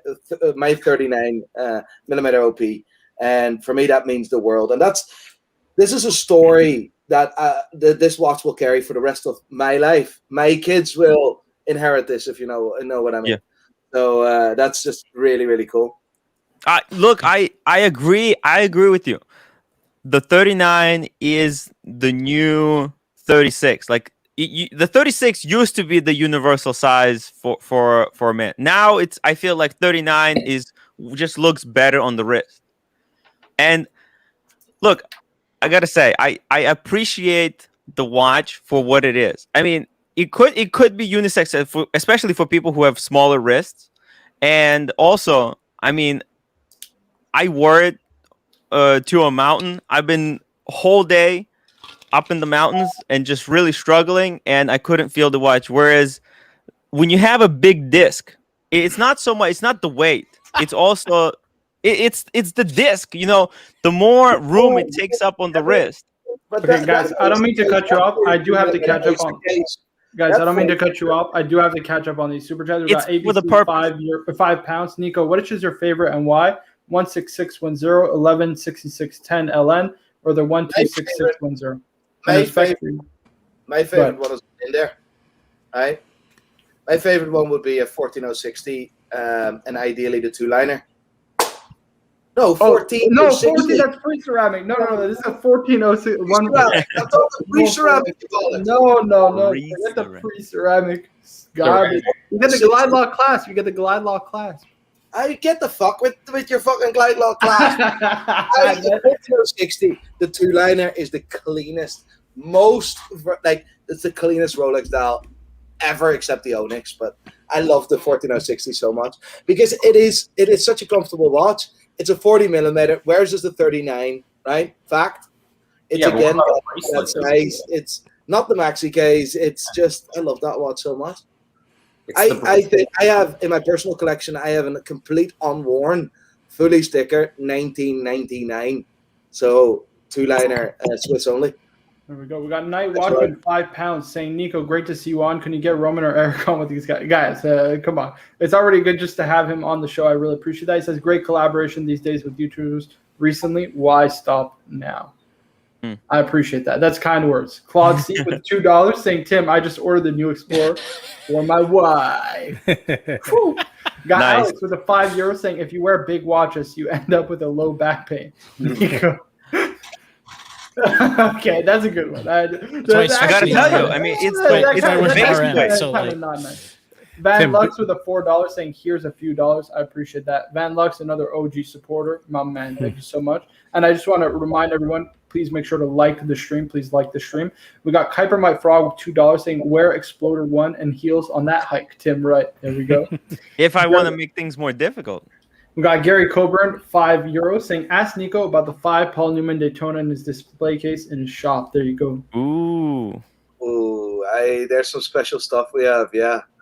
It's not all 5 Paul Newmans because the Paul Newman that we have is a 64 one. And I have the first ever 63.9 where there's no Daytona on the dial, right? Unbelievable watch. 2 other 63.9s. We actually have 8 at the moment. A 14 karat, a full 14 karat lemon dial, 6263 on the 14 karat bracelet, correct as a full set. It's a joke. It's a fucking joke. Yeah. Are you kidding? Do you not get tempted to keep all of these? Right. You don't want to keep That's the problem. I can't afford to keep everything because as much as I try to hold on to something, it is like I need to get. We have bills to pay. I have salaries to pay, and I am just very grateful that I have been able to have that watch in my possession. So at a certain point, I will have to let it go. It's a fact, right? Right. But as long as I can keep on hold on it, I will fight for it as long as I can. At least you get to experience it for a while before you have to let it go. Yeah. We got I want to ask him one quick question, Marco, before you move on.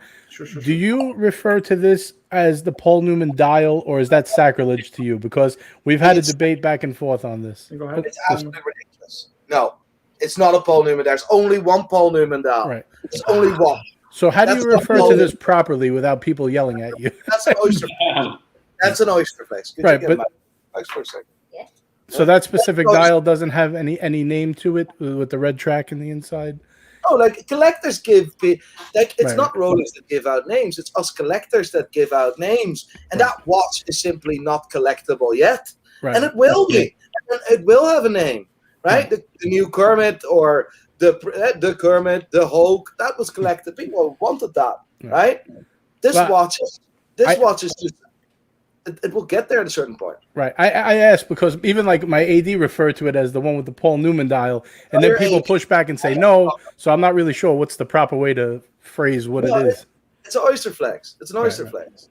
Yeah. No, the oyster flex, the rose gold. Yeah, that one. Look. So this is a chocolate dial. Yeah. Let me pull that up. It's like the one David Khalil got, right? Oh no, he got the older one. Right. He has the one with the Arabics. With the leather strap. Ooh. Yeah, that's nice. That one. What was that rose gold? Chocolate dial. I really, really. You know what my point was? This is the funny bit. Taste changes, right, man? I hated the fucking oyster flex, mate. I hated it. I thought it was one of the most horrible things ever. And now I'm kind of in love with it. It's got to grow on you a bit. 2 years apart, right? From 2 years ago, I would. If you said to me that I will own personally an oyster flex Daytona of an oyster flex Yachtmaster, I would say you could climb a tree, get the fuck. The fuck do you think you are? It will fucking never happen. And now I'm actually like, it's so fucking comfortable. It's unreal. Yeah. You know what? I really fell for it when I found this.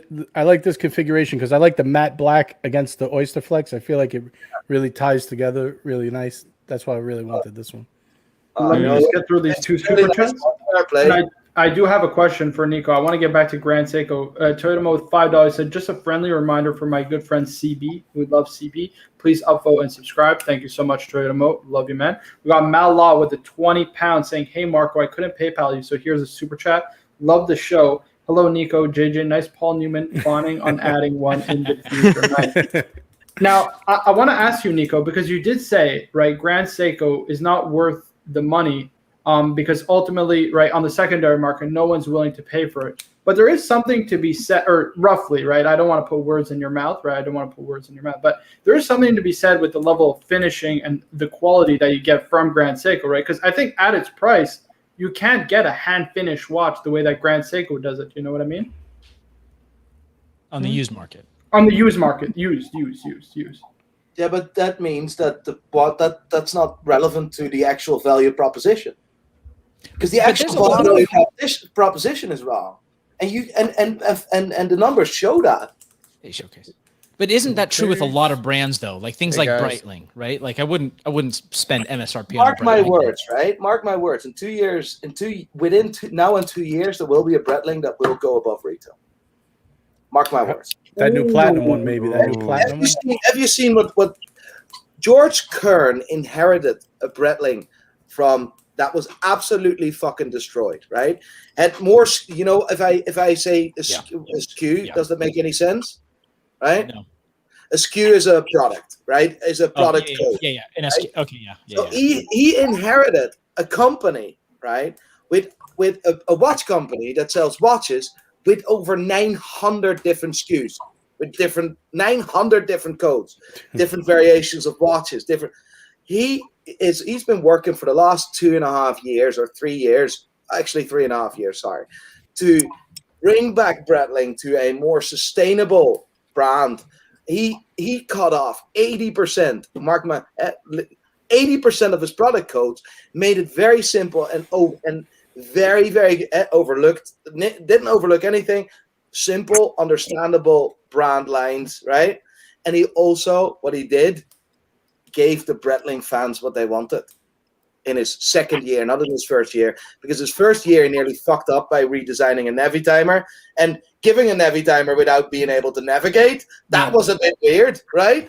That's a bit weird. It was terrible. It was terrible. But in his second year, he did something that no one expected. He brought the first ever Breitling back in exactly that configuration, without, and that was what the fans wanted, without any.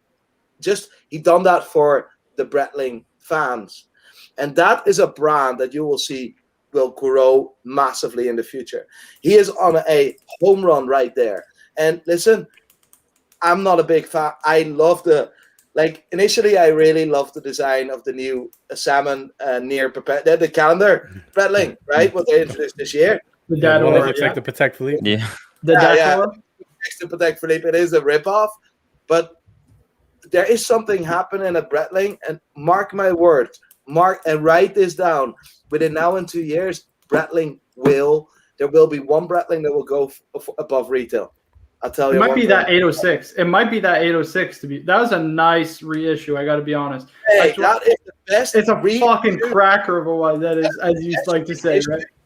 That's the best reissue of a brand I have ever seen. Right. George Kern has done it. I'm not even a fan of the faux patina, but I think they also nailed the faux patina color on that one. I just want to get through these very quickly. JB with a €5.50 saying all upvote. Thank you so much, JB. I really appreciate that. Reminding everybody, click that like button, guys. It really helps me for the algorithm. We got Paul M with a £5 super chat saying great show. I appreciate you, Paul. I know you're a longtime viewer and contributor. Thank you so much. I appreciate the support. Big Papa Tony with a $5 super chat saying, Marco, it's great what you, Tim, and JJ have been doing for the community. Stay humble and true to your vision, and we'll always have your back. I appreciate that. We got Kazimir Puntorovic. I'm sorry for butchering your name. $10. He says, hey, guys, great work. God tier. Nico is God tier. There you go. Question. God tier, ladies and gentlemen. Yes, we got a pre-James Bond 200-meter quartz from a friend. Just changed the battery, but was told needs a full service. Is it worth it? Thank you. What is it worth? Is it worth it to you? What is the story for you? You see what I mean? Yeah, it's the emotional connection you made with the watch. Even if you were to get another quartz bond, it wouldn't be that watch. You know what I mean? It would be a different watch. The quartz service would cost about 300 quid. Right. I don't know what Omega would charge, but that's what we would charge average, about 300 quid. And 100%, mate. You can't buy that watch back for 300 quid. Right. So yes. Right. Like we may have similar, like for example, right? Other people could own an 114060, right? But this is my one. This is my watch. You know what I mean? It's different from every other one because it's my watch. If you get another one, it's just not your watch anymore. You know what I mean? It doesn't have those memories. You reminded me of what's the movie? This is my. Oh, I have so many memories to this big man. You have no idea. I do need to can't speak about on this stream. I need to point one thing out, Marco. Go ahead. There's this brand, Grand Seiko. Their 9F quartz actually has a service interval of 50 years. Okay. Yes, you need to replace the battery, but it's a 50-year service interval. We got Malwa with a £4 super chat. So you paid insane money for a quartz Seiko? No, pre-owned. 2000. I bought it used though. I buy it used. See, I don't care about the future value. I like that people. How much did you pay for a quartz Seiko? 2000. What the fuck? That's like 1500. Did you get kissed first? Did you get any condoms before you got fucked? No. It hasn't lost a second in 6 months. Oh mate, that's incredible. I just want to pull this up. Daniel Wellington hasn't lost a second either. Nico, you were doing so well. We gotta kick you down. I just want to pull this up because this is the man. I'm just fucking with you. Oh, good. This is the man who made my logo, so I got to pull this up. He says, Nico, the Migos video is one of the best. Absolutely hilarious. We appreciate that, guys. Thank you very much. Appreciate that. There's a mad video coming out in 2 or 3 weeks. A mad one. An absolute mad one. Okay, I like it. I like this teaser. We got Claude C $2 saying, Nico, what would be a perfect one and done? Perfect one and done for me is not the Submariner, mate. It is the GMT. I don't use. I agree. Why the fuck would I use a dive watch? I am not fucking chilling in the ocean, going fucking 200 meters underwater just for the crack. No, mate. I can't use the functionality of a Submariner. I love tool watches and love being able to use the functions of a tool watch. Right. And for me, I deal a lot international, so I would love to. I have my GMT set on American time, on LA time actually. So that allows me to do business and in one glance to see. And for me, a GMT is the best all-round watch ever. Batman or Pepsi? Batman. Very or Pepsi? true. Very true. No, black on black. Oh, you go all black? Black. Actually, what do you think about Green Arrow? The name Green Arrow. We call it the Green Arrow here because it's got that green GMT hand. Yeah. I know. I've never heard you guys say that before. No, That's new. I think it's it's new. It's not sticking. It's not sticking. Just don't. It's not landing. Just do watches, not names. We didn't make that shot. I call the Batman on Jubilee the Bruce Wayne. Much better than Batgirl. What the hell is a Batgirl, guys? Like, come on. You got to call it the Bruce Wayne. The name Batgirl single-handedly destroyed the actual value of that watch. Right. Like, what the hell is that Batgirl? Sure. Like, Well, go broke. Go broke. That's what I'm talking about. We got Casimir with a $5 super chat saying, thank you, guys. He just super chatted about that Omega Seamaster. 100%. Get that watch service. It'll cost you a couple $100, but or maybe more than that, but it's totally worth it in my opinion. It's your watch. You want to keep your watch. And we got Watches 24 with a $3. It says, Nico, Yachtmaster 40, cracker watch or wanker watch? Fucking cracker of a watch. The rhodium dial, 126622. Yes, fucking insane watch. What about blue dial? Like blue dial? Like the blue dial. It first came out with, of course, the silver steel-ish dial. Yeah, with the red. Yeah. The first ever colored dial in the Yachtmaster was the blue one. I think it was 2013 or 14 at the top of my head. What could it be? 14. That was the blue dial. Love it. But it is. I love the blue dial and the bluesy. I love that better than the blue dial and the Yachtmaster. If you know what I mean. Yeah, I agree. I think the rhodium one's the best addition they did with that light blue. It just pops. You can't. That's actually O'Sheen's first video. Very so, underrated. Way, I just want to welcome our fellow Brit, James, fellow panel member. I know you've been sitting here. I didn't give you a proper introduction. Hey welcome guys. to Good to see you, buddy. Showcase. How's you did? You giving you a break today, Showcase? No, giving us headache. So what you got? By the way, can we do a quick wristwatch check around the panel? What is everybody wearing? Oh, I should put my Explorer 1 the real quick. OG Batman. Nice. Look at that. This is kind of the Rolex circle jerk, apart from one tutor. Bourbon Heart got a new watch. What are you wearing? Watch? What are you wearing? I did. What just happened? It was. I don't even know, guys. We'll come back to it. We got Mr. GMT. Unbelievable. He said, wow, just woke up and I think I'm still dreaming. Nico is back on the stream. Yes, he is. Appreciate that. Really appreciate that.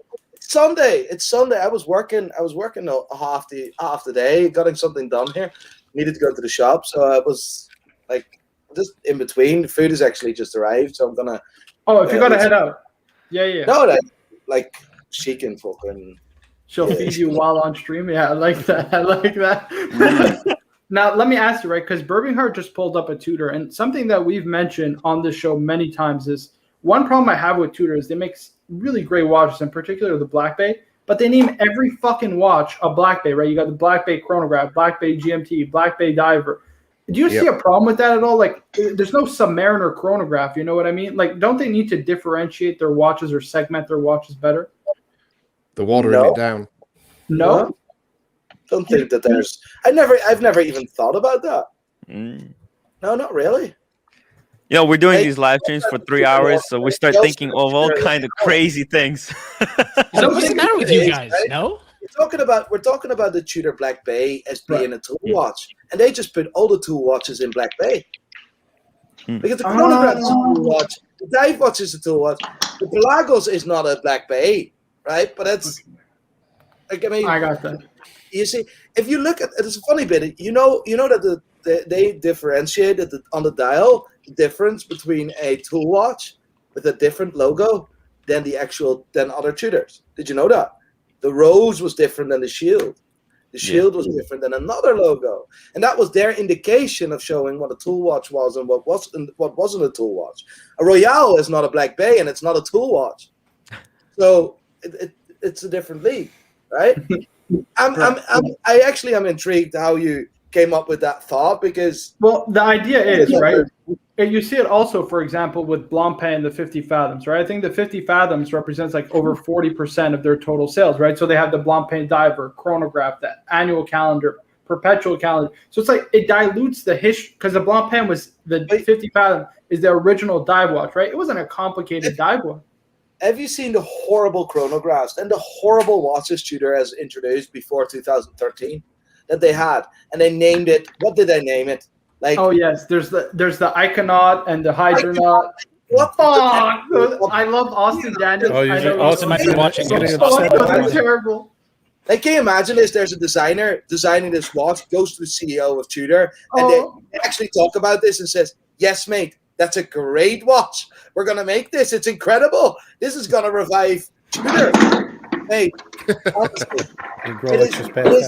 they've done that stuff in the past, right? Where they gave everything a different name. Where now they structure it a bit, and I think it's good.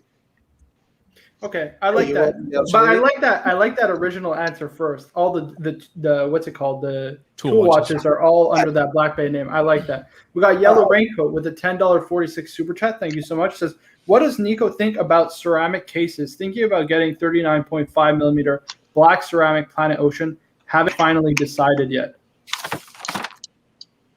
Nah, I'm not a big fan of full out blacked out watches, to be honest, because I think it narrows the possibility of wearing it, because you can't wear it on a suit. It looks a bit weird, right? I think as well it looks cheap. Like, you can wear a full rubber Casio, which is god tier, for 100 quid. If you wear that blacked out ceramic Tudor, it looks exactly the same, nearly from a distance. You see what I mean? For me, I'm not a big fan of blacked out watches personally, but I understand why people love it and why people like it. It's just not to my taste. Black dial or black case, you mean? Like, full black case, full blacked out. Yeah. Right. I'm with you. I'm not a fan of alternative materials. Like, from a distance, if I put this on, this could have been a Tudor, the black bay ceramic. Yeah, I agree. That's why I don't like them either. I wear the Casio instead. Right. We got the captain with a $5 super chat saying, much respect, Nico. I can time my steak on the barbecue with my Serrano dive bezel. There you go. It says cheers to the crew. And we do have, I just want to pull this up, TTWC, the Timeless Watch channel. Oshin in the chat saying, effing legend Nico comes on and chats, watches with the lads. Class. I appreciate that. It was cool. Class. It was cool to meet Oshin for me as well. Like, before, like I told you guys yesterday, before we started YouTube, I was watching Oshin, and Adrian and everything. So I was watching these guys, and I thought it was really, really cool. Funny bit is, I reached out to Paul Thorpe way before I had the channel to do something together, and he didn't reply. And I still hold on to that for the crowd. You didn't reply to me when I was nothing, you fucker. But no, he's a good lad. Like, he's a good lad. So we're gonna do something together, right? We got Big Papa Tony with a $3 super chat. Says, Nico, you're bringing Austin Daniels to tier. Yeah, Austin's a fellow YouTuber. I would call him a real Rolex, especially vintage Rolex and neo-vintage Rolex expert. One of the foremost experts on YouTube. And he's got both, I think, a Hydronaut and the Hydronaut. He definitely has the Iconaut, right? The Hydronaut. Mate. No, but the Iconaut is the worst one. I'm sorry, Austin. Who have thought? It's like the multiplat of cars. Like, do you know what this one? I think this is the Iconaut, right? This is the Iconaut. Yeah. This is terrible. His is different. His is a different. A 5-year-old would have designed it. Bad. I'm sorry, Austin. I love you, man. God bless. We love you, bro. We got Marco. One of the most horrible watches I've ever seen in my life. Yeah, I don't think he liked that when I said that his watch was terrible that time. He got really mad. Right. I don't think he got mad. Even this is 10 times better. What is that? Yeah, I've like a seen Lego, this right? Lego thing, but what Lego watch. That was a Lego watch. It's a gift. Someone very special bought that for me with their own money and saved up. it's actually one of my sister's kids, and literally saved up money and bought me that watch. It was like that means a lot. Like, so it's actually the Lego brand. No. Okay. I don't even know what it is, but I think it's so cool. I have this always on my desk, if you know what I mean. Tim has a Hello Kitty watch. Tim, you still have that watch or no? I have it, yeah. Somewhere. It's Yeah, all I'll about get the it. One story second. with these watches. We got Marco Z with $5 super chat. He says, cheers all. Serious question, since I can't get my hands on a sub. Should I consider an Omega Seamaster or keep holding out hope? Current Tudor Black Bay. I would say this. I think the Polar Seamaster, the white dial Seamaster, is the best bang per buck value diver on the pre-owned market. That's what I would get. Woo! There you go. He's got one of those too. Tim has one of those also. Check this out. Check this out. Tim's got the Hello Look Kitty. at this. Right there. Nice. You got that beautiful applied Look at the indices with finishing applied on those Hello hands. Kitty. All right. It's gorgeous. So I would be curious to hear. Oh, look at it, it's still running. Just to throw in my thoughts on Marco Z's question, I would get the Seamaster over the Black Bay. Okay, Right. but Same. do you go with blue because it's more classic from the Bond, like from that Bond era? Whoa, So whoa, in whoa, another whoa. 5 or 10 years, do you think blue will be? No, I go with the white dial with the black ceramic. Yeah, that's White my dial favorite. all day, every day. Birmingham, when did you get that? I didn't know you had that. Guys, I know you've been guys, negatively influencing me. I'm gonna grab some food here. So it was lovely to see you. Maybe if you guys are on, maybe later on, I'll maybe give you guys a shout anyway. But appreciate that. It was good crack. Thank you so much for coming on. Yeah, I really thanks for do coming on. appreciate you taking the Thank time, you. man. No. Otherwise, I was doing fuck all anyway. So We'll be streaming all night long, so if Right. you get bored, hop on. You guys do this every night. Every night. Yep, Yeah. every night. We talk watches like this. Fair play, fair play. Right, what is your one thing from every single one of you guys? What is your favorite watch ever, all time? Left, Marco. Okay, hold on. This is going to take a second. I got to go with the Kerry Voutilainen Van Tweet. He's my favorite independent watchmaker. I got to go with that. Explore too. Independent? What is the story? Sorry, say that again. Why are you so into independent? What is the story? Oh, well, it's like, so for example, I followed, right, George Daniels, who's probably the foremost independent watchmaker, at least of this generation. It's Or the best of this one. watchmaker this world has ever seen. Right? In a time where a movement couldn't improve, he improved it. Right. Isle Man, and I am very, very pleased that I have been in his workshop and I've seen his stuff. That's pretty incredible. But yeah, it's this idea, right? It's that George Daniels kind of ethics code of ethics, where you make everything in-house with the utmost quality, the highest standard. That's really what I like about independent watchmaking. It's kind of the story that a watchmaker is really sitting at his bench 10, 12 hours, creating an art form that, you know, people can appreciate through time. I mean, you look at Breguet's old pocket watches, we can still appreciate those, right? The watches are timeless, right? They're timeless. And for me, getting the highest quality wristwatches is really what's most important, because they transcend time, essentially. The funny bit is Roger Smith is now the one that he uses the entire workshop and extended it, etc. But because I wasn't officially welcome, when I just went in and just went, it's actually quite funny.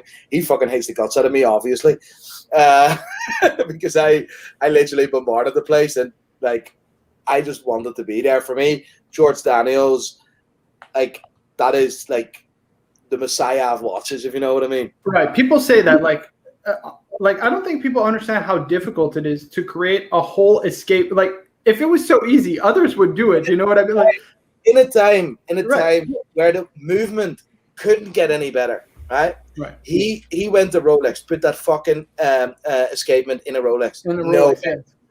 Refused by Rolex, refused by Patek Philippe, refused, and then fucking still stand by his own strategy. That guy is the best watchmaker this world has ever seen. Period. Right? Anyways, I don't want to keep you on, right? I don't want to keep you on too long. I don't want your food to get cold either, you know, Nico? Otherwise, we're going to keep you on here at least another half hour. Trust me, it's a slippery slope. She's doing my head in, fuck's sake. Okay, I just want to read this out. It says $5 from Andreas Borghetti. Says, shout out to Oshin, you are a legend, sir. Nico, you are down to earth gentleman. Thank you for coming on with these awesome amigos. And another thing to mention is, lest we forget that George Daniels did it in an era with no computers, right? A lot of watchmakers today He was fixing cars, mate. He was 43. He had never fixed a watch in his life. Right. The fucking cunt has never fixed a watch in his life. Right. And then all of a sudden he decided to become a watchmaker and make the watch world a better place. 43 he was. Right. He's bonkers, mate. But yeah. That man has changed the industry, and people need to. If people have a time, I think Roger Smith has a YouTube channel. He has a man and his time or something like that. It's the George Daniels documentary. You guys should take the time to listen to after this stream, of course. Don't leave the stream to go on. But after this stream, please. I think it's a man and his watch. I can't remember what the name is. We'll link it in the description. No, that's A Man and His Watch is the book, but it's like A Man of Time or something. Hold on, let me look up the name for sure. Daniels. Yeah, see this is cool. Okay, there's the Watchmakers of A Man of Time. That's the one. A Man of Time. It's called. It's on Roger Smith's YouTube channel. Whoa. Oh, hold on. Let me pull that big screen. This is so cool. This is. Oh, that's awesome. Ooh. Is that an old printout, right? That's old advertisements? Old book. Like a proper old book. This is Rolex. Damn. This is life, mate. I have been from when I was a young kid, right? I've gone through every single I'm not very good in I can read, right? That's not the problem. But I'm not very good in concentrating, right?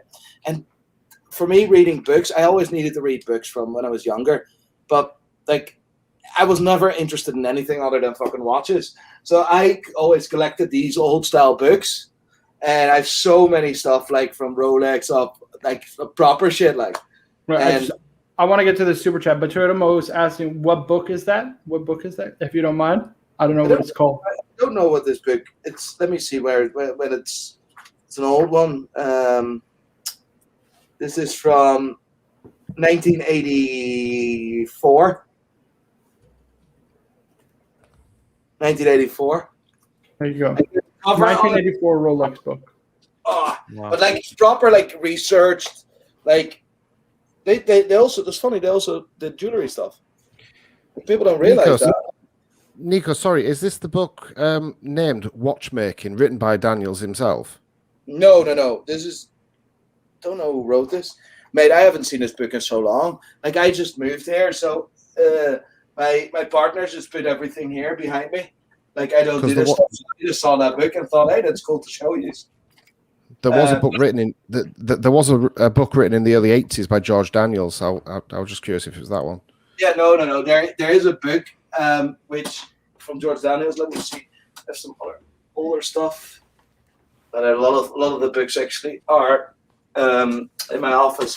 I'll try to show you guys a few more books like that in the future, and I have some interesting stuff about George Daniels as well. So really, really cool. People like George Daniels. That's on my list of. I will find one George Daniel watch in Northern Ireland. Or actually, A Man and His Watch. I don't know. I think they're based in Europe, right? Or sorry, a collected man. They just sold a George Daniels. I don't know what it's called. It was a Millennium. I know for a fact there is a George Daniels watch somewhere in a drawer of someone here that has no idea what it is, and I will find it. And there is one in Ireland. I know for a fact it is. I know it. I just feel Nico, it. We were hoping to write a book of our own. From the fans. Because we have so many fans, and they have watch stories to tell us, and we've kind of been talking about this a little bit back and forth, because as you can see, this community these are some amazing people, and we were hoping to kind of give people back and create something for this community to remember. And what do you think about that? Well, you didn't explain what it is. Everyone was going to write a one-page story about their experience with one watch, that one watch that got to them. And we want to include you and your and your Oyster Perpetual. Yeah, we want that story in the book. That's really cool. As long as you can make it that it's adding value, for the industry and for yourself, then 100% it's a cool thing, and I will be honored to talk about my Oyster Perpetual. I'm coming now. So I'm now really getting angry faces. Don't worry. Hey, Take man, off. Probably, Hey, we're probably, putting you on the spot, but Yeah, Right. nice to meet you. Plug your stuff though, Nice to Nico. speak to You you, guys, Nico. Right, Biden cheers, opinion, right? cheers. Thank you. Thank you. yes. That was great. I'm We got sorry. REG $5. I'm I'm sorry I sorry. couldn't read this. He says, "Amazing, first time looking at YouTube today. Great to see you, Nico. Question for you: wear a hublot or rip off your toenail?" I think he wants to rip off his toenail on that one. Pretty obvious. Marco, I think Lolex We is got in Rolex. the. Sorry. Shit. Sorry, because you went back. You You went. son of a bitch. I'm sorry. You turned off your camera. See I was what he like, did I'll put there. it back See to what he you. did there.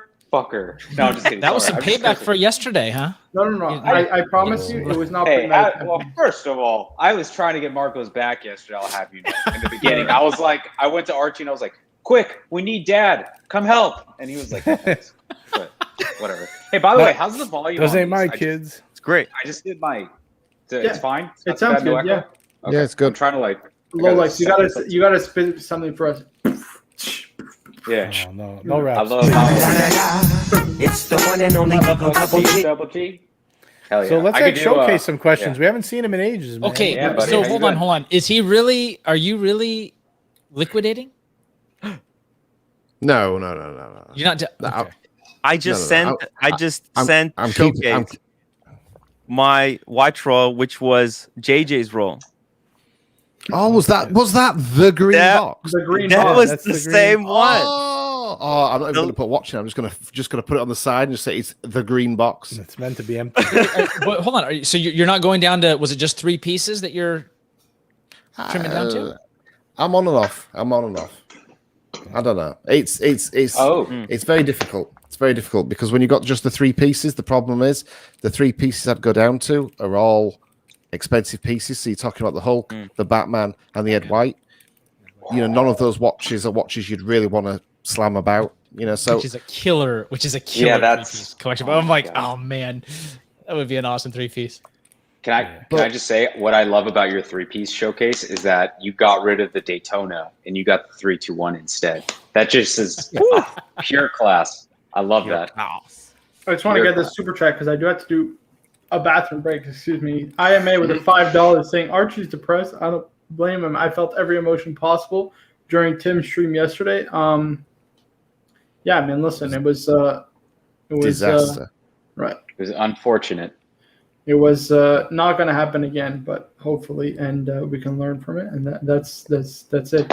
That's all we can say, guys. I will be right back. I do have to take a bathroom break, so I will be right back. And yes. Yeah. Oh, by the way, we never finished a conversation about what are your Grail watches, right? The Dream Watch, one watch. Let's go around the panel. Tim, go ahead. Dream watch. Well, shouldn't we wait for Marco to get back? Marco, No. That's like the substitute teacher move. Talk about Yeah, this while there I'm you gone. go. It's genius, actually. You know, you go to the bathroom, you give your class a project to do.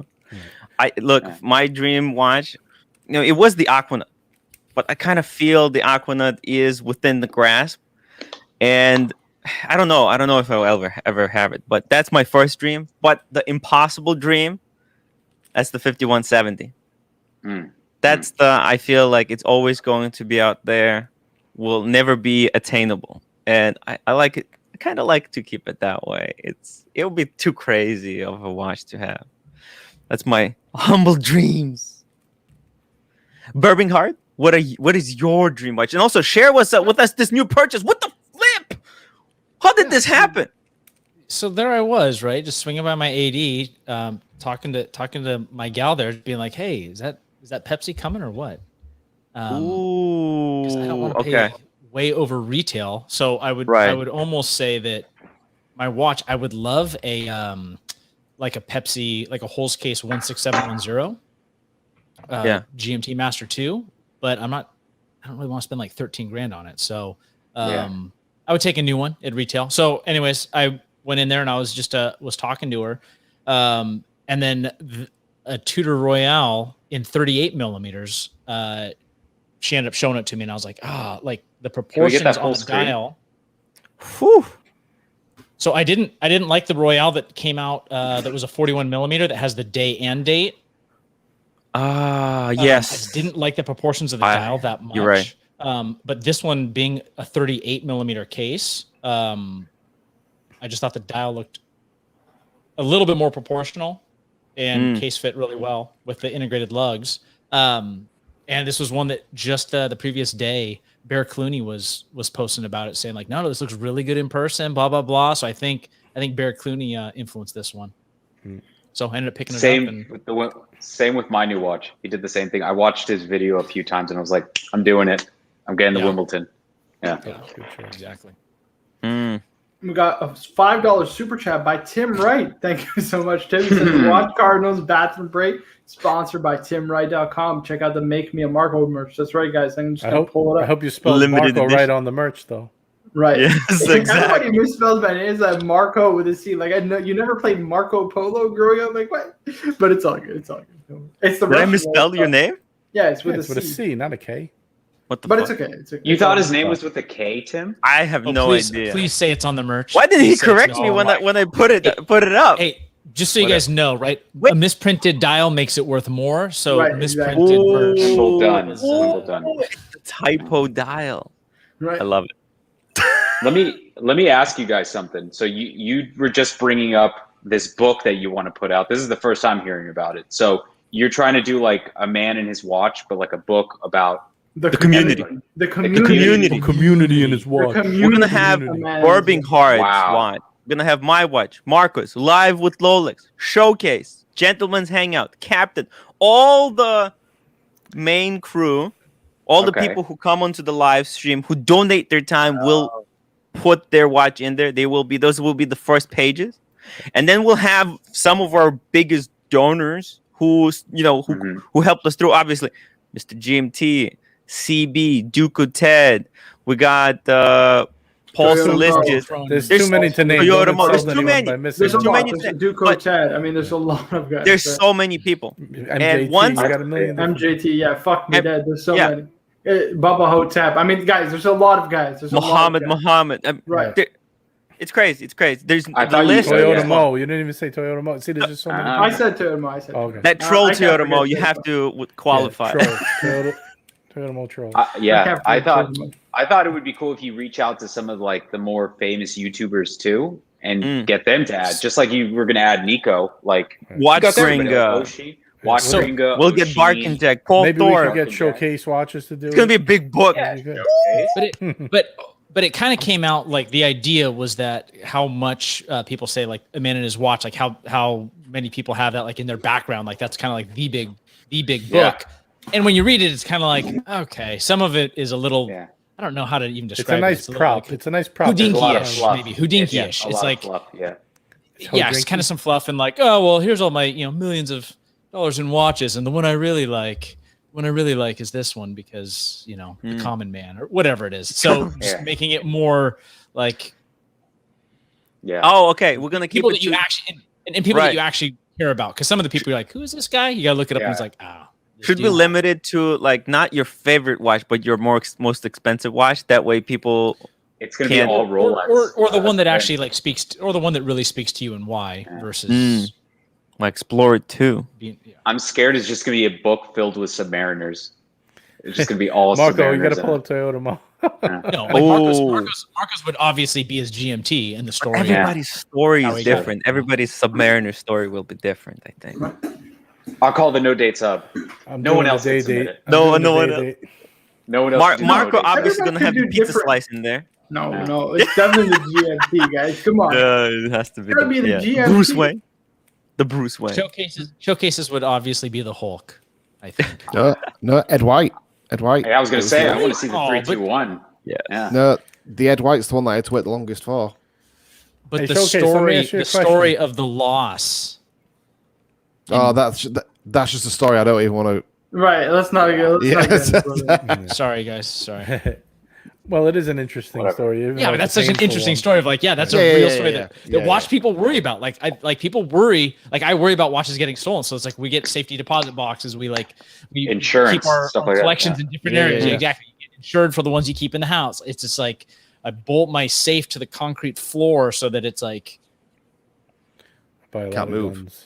Yeah. It can't move. And my safe even has like internal hinges because supposedly that makes it harder to, it's just like the stuff that the lengths we go through. Dang it, the lengths we go through. Go ahead, JJ. What I was going to ask you, do you think now that you've had the Ed White for a little bit, that's the one to have if you were going to have one Omega? Yeah. Ooh, 100%. Definitely Really? over the Snoopy, right? Interesting. The only thing I would say is having the Speedmaster Professional, obviously with it being Heslite, a cheaper watch, you do feel it's more of a tool watch and you're more comfortable to wear it. Psychologically, you're more comfortable just to wear it, bash it about, and just use it as a tool watch. Once you get past in your own head, because in your head you're thinking that the 3-2-1 movement is a 1950s, 60s movement and it's delicate, but then you've got to think to yourself, yeah, but there's still watches around for 50, 60 years old. They're still working. The 3-2-1 movement is fine. You can use it as a daily watch. You don't have to baby the thing. And I think once you get past that, you're cool. The Ed White, 100%. If you're going to have one chronograph, one Omega, the Ed White. Yeah, I was thinking about asking for one because a friend of mine wants to buy my 3861, and I really didn't want to sell it, but I'm like, if I sell it, I could really push for Ed White. The Ed White's amazing. It is absolutely amazing. What is it, 39.5, right? 39.7. Oh, that's perfect size then. Does it wear smaller than the Professional? Where's it? I know Pretty much it's pretty much identical to how the Daytona fits. Pretty much identical to how the that's why it was. Some say that's better. why that's why it was so difficult to choose between the Ed White and the Panda. You know, when you try them both on.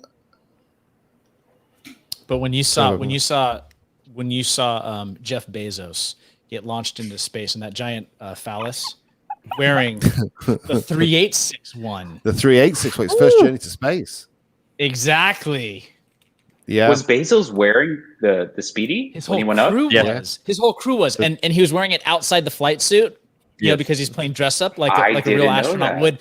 And so many people like I saw so many memes of like the worst thing Jeff Bezos did today, and like people were like clowning him. I mean, maybe it was the cowboy hat because he's a space cowboy. He's wearing a cowboy hat, and he had the new Speedmaster on the outside of his flight suit. People are like, "What an idiot!" And it's like, well, that's actually that's how they wore it. Idiot. That's how astronauts, they didn't move their sleeve to see what time it was. But this is Amiga because Amiga made all the watches for the flight crew, and they had the casebacks made individually for every one of them. Amiga know their shit, guys. When it comes to sending a watch to space, they know product placement. Product placement. And a special strap that you can now get. I was going to ask, was there a strap? Was it a NATO or some kind of Velcro? The biggest, I'm looking it up. The biggest criticism, actually, Marco, the 38. Pull it up. Yeah. The biggest criticism the 3861 has had is the die-hard Speedmaster fans said, yeah, it's not a moon watch, it's not been to space, it's not NASA certified. Amiga thought, right, you know, we're going to nail this. Let's get it. Yeah. Let's get that Fiker into space. That's exactly what they did. Yeah. That's smart on my first time hearing it. Why do you think he didn't wear a 321? I mean, the guy's got all the money in the world. Because Omega wants to sell. Oh, they pushed for it? 3861. Yeah. There's no way that was his watch that he wore. It was one that was given to him. He is Amazon strap? No, but he is a Speedmaster guy, though. Like he actually has a lot of really nice watches. He is actually a space nerd. I've seen him wear the 1861, but there you go. That's the one, right? We call them astronauts. Yep. With the I've seen this photo. I saw it online. I just didn't process it. Blue Origin, which is the name of the mission. Was the name of the phallus? I thought. Okay. Oh, whatever. Yeah. Same I'm kidding. I'm kidding. I mean, credit to Amiga. This is just clever product placement, and this is exactly what Amiga do. You know, and Amiga haven't made a big song and dance of it. They've just done it, and they knew the watch community would pick it up, and we would promote it for them. They didn't have to tell anybody they were doing it. They did it so subtle. Right. I mean, listen, I will say this. If you're going to only get one Speedmaster, you got to get the 321. It's the one that went to space, and it's the modern build quality, modern proportions. You got, I think, the best bracelet probably, arguably, they ever made, right? Yeah. Arguably, 100%. Obviously, again, but, you know, it's the most comfortable. The clasp is the best. I agree 100%, Marco. I mean, the bracelet, what I love, you can get the full bracelet, right? You can compact the full bracelet to stack on itself within the confines of the watch. Do you know what I mean? So it folds. It folds together. It folds into itself, so it can fit inside the confines of the watch's diameter. It's unbelievable. It's so comfortable. So I've read on. I've been reading on some of like the Omega forums and things like that. That the bracelet from the 321 will fit on the other models. Yes, it will. It's the same bracelet that's on the 50th anniversary. I know we had this debate, and I looked into it, and apparently it is the same bracelet and same clasp. It will fit onto the 3861. It will fit onto the 1861. It is just the flat link bracelet, which back in the day, the flat link bracelet, they interchanged between the 321 and the 861. So it's, Omega don't play the games of Rolex. Rolex fake around with the position of the holes to stop you from switching, which drives me insane because I would love to put my Hulk bracelet on my Batman, but the holes are just that head, they move just that a little. They're just that fly's dick away from fitting. It's like Apple versus Windows or whatever. We got a super chat, Kazimir Puntarovic, $5. Thank you so much. I appreciate that. He says, hey guys, I have the Datejust 36M Blue Dial, Jubilee, Tudor, Black Bay Blue, and Omega Seamaster pre-James Bond. Should I add the Speedy? Should always add a Speedy. I like the Speedy. I think here's what I would do. I would do some kind of rejiggering. I think I might add the Speedy and then trade the Tudor maybe for a Submariner or something like that. What do you guys think? I actually have. If he can pull off a 36 mil, he should go for that. That cappuccino dial Zenith chronograph. Oh yes, the A384, the Zenith A384. If he's got the wrists that can pull off a 36 mil, that watch. That's a great chronograph. Beautiful. Yeah, here, hold on, I'll pull it up. So there's this one with the Panda dial, and it's got what's called the Gay Freres bracelet, which is the ladder bracelet. It's really nice. The clasp just kind of sucks, so I would recommend get it on a leather strap. Or rubber. Yeah, you could put on rubber. But get the leather strap, and this is a really nice watch, and then you get the El Primero movement. But the one he's talking about is brown dial. Hold on, is this one right here? The cappuccino dial. Look at that. Ooh. That is just. Yeah, I saw this in person. I got to be honest. I prefer the Panda. I will be honest. I do prefer the Panda, but it is nice. It is also nice. But I'm more, the brown really goes with the 70s look of this. I have old man style showcase. I'm a classical guy. Yeah, but I think this is more old man style. The brown, no. I would say the Speedmaster is almost too predictable. I own one, and I know you guys own one. It is a really predictable chronograph watch, same as the Daytona is a predictable watch. I think if you want to be a little bit sort of left field, this is. And if you've got a wrist that can pull off a 30, because I think this is 37 mil. This watch. If I had a wrist that could pull this off, I would buy one of these. I think they're beautiful. Right. This one is nice, and the new A386, the revivals that they just did. Hold on, let me see if it's this one. No, this is the manufacturer. Hold on. This is my favorite El Primero, by the way. This one right here. Someone just put in the chat. Someone just put in the chat. Get some shag carpet with that watch. Yeah, it's definitely got that. There you go. Yeah, baby. These are the ones. So these are the new ones. These are also good. Actually, I think you're right on the money on this showcase. I think adding this would be great. Yeah. What about a first Omega in space? You don't think that would fit him well? If he wants to go Omega, if he doesn't want to go Zenith. That's also good. We got Casimir, $5, saying, "Thank you guys. I do have 36, perfect fit. I will look into that." Well, yeah. Hey, the only reason why I'm saying that is because he's got a Rolex, he's got a Tudor, he's got an Omega. I think it'd be quite cool to add another brand because one watch per brand. If he brings the Speedmaster into it, he's then got two Omegas. So personally, I would keep the theme going. One watch per brand. I think is a cool way to go. I like that. This one or the other one? Yeah, I think that's a great pick. You're right on the money, James. You're right on the money. I got to try on at my deal. I did get to try on the Chronomaster Sport for the first time yesterday. It actually wears smaller than the specs. It's similar to like a Daytona, right? It's a smaller wearing 40 millimeter Chronomaster Sport. I think it's quoted at 41, but it doesn't wear that big. I usually like 38 millimeter. By the way, I just want to pull up also if you guys are looking for an amazing chronograph from High Horology, right? We're talking at a huge discount, right? And you have a smaller wrist, 36 or so millimeters. This is the best, in my opinion. Breguet 3237. You got a yellow gold case. It's the 3-2-1 movement, the Lemania 2310, which is also used in the Patek 5070, the Vacheron Corne de Vache, the Roger Dubuis Homage chronograph. I like the and black they finish and white it. one so much better. They finished, the black and white one is nice too. This tuxedo dial is beautiful, but it's a lot more expensive. Breguet Type 20 has a 39 millimeter. Yeah, but they doesn't have an open display case back, and you get an open display case back here. These are roughly 25,000 Canadian. You know what I mean? So they're pretty good pre-owned. Like you can get these. I mean, you're getting a legit chronograph from a legit watch brand for 25,000. I think. Can we see the back? Sure. Mark, I so wish we could fast forward like 50 years to see what type of guy you turn into, because you have got some classic taste for a young man.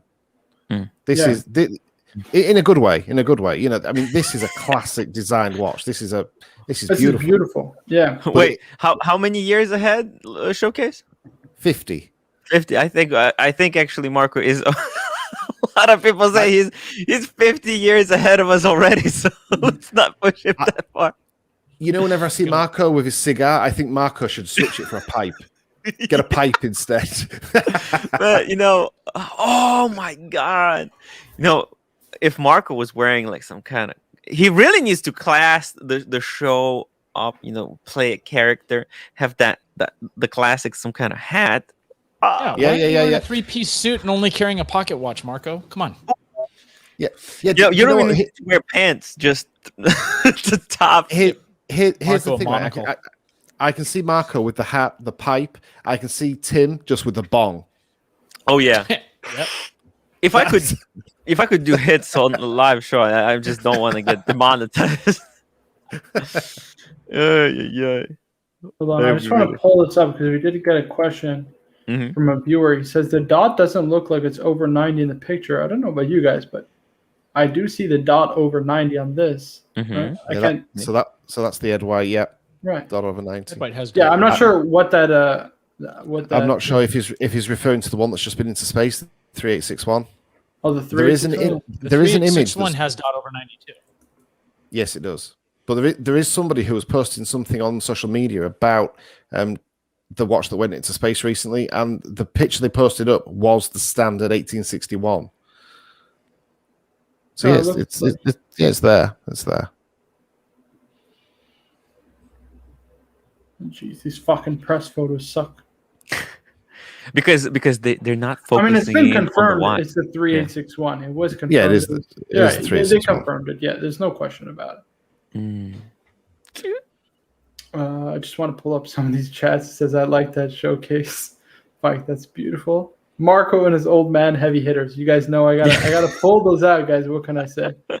Caliber Watch says, LOL, exactly. Would like to see where Marco is in watches years down the road. I mean, that'd be funny. That would be a pretty funny thing. Imagine you could see yourself like 30 or 40 years from now. You know what I mean? Maybe you'll be working at Watchbox, only owning a Zin. I don't know about all that. No. I mean, damn. I think now it's been said. I can see Marco with a little waistcoat and pulling his pocket watch out of his waistcoat. I can see Marco going out of wristwatches and into pocket watches instead. You know what? I'm getting into both pocket watches and clocks. I'm starting to. That's a whole nother world, though. That's Cars and Chrono got you hooked on them. You're starting a French beautiful display. channel? But Marco, that's proper. So, but Marco, you see, I would classify you a lot differently to me. You are properly into horology. I'm into wristwatches. I like wristwatches. I like watches. But you are more horological. Does that make sense? So I'm fascinated by the history mostly, right? I think that's what you're saying, right? I like with the nuts and bolts also, like how a watch is made, conceived, finished, what have you. One thing that TGV once said in one of his shows, which I agree with, is that people who are into horology appreciate everything from the sundial all the way through to the digital watch. Right. Do you know what I mean? So the entire horological thing, you know, I don't love the digital watch, I'll be honest. It's a soulless watch, you know, like mechanically speaking. It's soulless, you know, like But listen, I still think like they still have a place, right? Because digital watches are good because they help people get them into mechanical watches, right? So I think that they definitely have a place, no question about it. But it's just like a purist type of thing. You know what I mean? It's like a mechanical watch is a heartbeat, but yeah. But I think if when you start studying horology and I don't study this, but I think if people do, they tend to look at it as horology, time telling in general, of everything from the telling the time via the sun all the way to the modern. Showcase this is Hugo, darling. Showcase, like there is a point. Like I love quartz watches, and not just because of it allows people to get into the hobby at the lower price point. I also like it for we might say that quartz almost destroyed the wristwatch business, but let's be honest. I mean, if quartz wasn't there, it wouldn't push the industry to innovate in this way. We don't know how things might have end up being if there was no quartz crisis. What I know is that I'm in the hobby now, and I'm seeing the watches that come out post the crisis, and they're beautiful, absolutely beautiful. It changed the hobby. But also, Tim, remember this: who was responsible for the quartz crisis? Seiko. Yes. Who have now brought out the spring drive, which, given enough momentum, could really damage the mechanical watch as well. So we could be at the beginning of a new crisis. Seiko have got the power. I just want to catch up on these chats. We got Uba Chulu with a $5 super chat. I really appreciate that. He says, "Showcase, buy back the Seamaster trilogy as your daily wear." There's a Hulk, a 3-2-1, and an OG Batman. What does he need a Seamaster trilogy, guys? That's the problem. And this is where the 3-watch thing comes in. If you start buying back, like the Seamaster, I love it. It's a fantastic watch. I've got nothing bad to say about it. But if I wore that watch, it would take wrist time away from the Hulk. Right. So now, James, is that the watch that you had to smack your arm on the desk to open up the clasp? No. The one that I had that one was actually a caliber 2220. That watch was just fight. We got Stuart. I hope that answers your super chat. Thank you again for the super chat. I really appreciate that. We got Stuart Logan, $5 saying, "Please earmark for the tweed sports coat with leather elbow patches, turtleneck, pipe, pocket watch, top hat, cane, and monocle." Yes, guys, you guys are too much. I gotta come on stream one day. I got a double-breasted suit because I like double-breasted suits. I gotta come on stream one day wearing the double-breasted suit. Marco, you are literally like the young Bill Sanders. Right. Well, we got. I do want to pull something up. Actually, Tortimo has a great question. He says, "Serious question. What's the deal with the dot over 90?" That's a good question. So, as far as I know, it's just that old Speedmasters used to have dot over 90, and it's just because it was more like easy to tell. You know what I mean? Like to accurately get the time, or excuse me, the tachymeter reading, right? But James, you could probably talk about this better than me. Yeah, so the only thing that happened is it wasn't an issue. Amiga moved it, like Marco said, for I think it was to do with when they changed movements. I think because of how the movement, how the second hand swept, they had to move the position of the dot. So then what they did because of that is they had to move the dot. The only people that picked up on it was Amiga fans, and then it became a thing. And it's like when you look at the Rolex GMTs, when you've got the long E and you've got the. Do you know what I mean? It's when they look for these minor details, it becomes a thing. It was a minor thing that was moved because of the movement. That was my understanding of it. Right. And we got SBSB with a $5 super chat saying, "Blue Sky Dweller worth the gray price or hard to justify it at $30,000 US?" I got to be honest with you. At $30,000 US, there's a lot of gray watches you could get. Personally speaking, it depends like what size wrist and what's your collection already. You know what I mean? Because I don't think you'll ever lose on the watch, if that's the question that you're asking, right? Like, is it worth the gray market price? Yes, because I think in the future it'll only keep going up, right? I think it will only be worth more in the future, right? Steel Sports are not going to become more attainable. The Blue Sky Dweller in the particular is the most complicated wristwatch that Rolex, or the Sky Dweller line rather, is the most complicated wristwatch Rolex makes. so they make it in the fewest quantities per year. So here's the thing, right? You have all these strengths that build on each other that make it a rare and valuable wristwatch. So I just don't see the market value going anywhere. Now, of course, is it worth it? That's, it's for you to determine, right? What's your collection? I need a bit more background. What's your collection, and how big is your wrist? Because that is a big watch. That's important, right? SB, just put in the chat. You don't have to super chat again, just so I can give you, some value for money. I can give you the full answer. I think you're absolutely right, Marco. I think at 30K, me personally, I'm not a fan of the Sky Dweller, but I think for 30K, there's a lot out there that I would put in a collection before the Sky.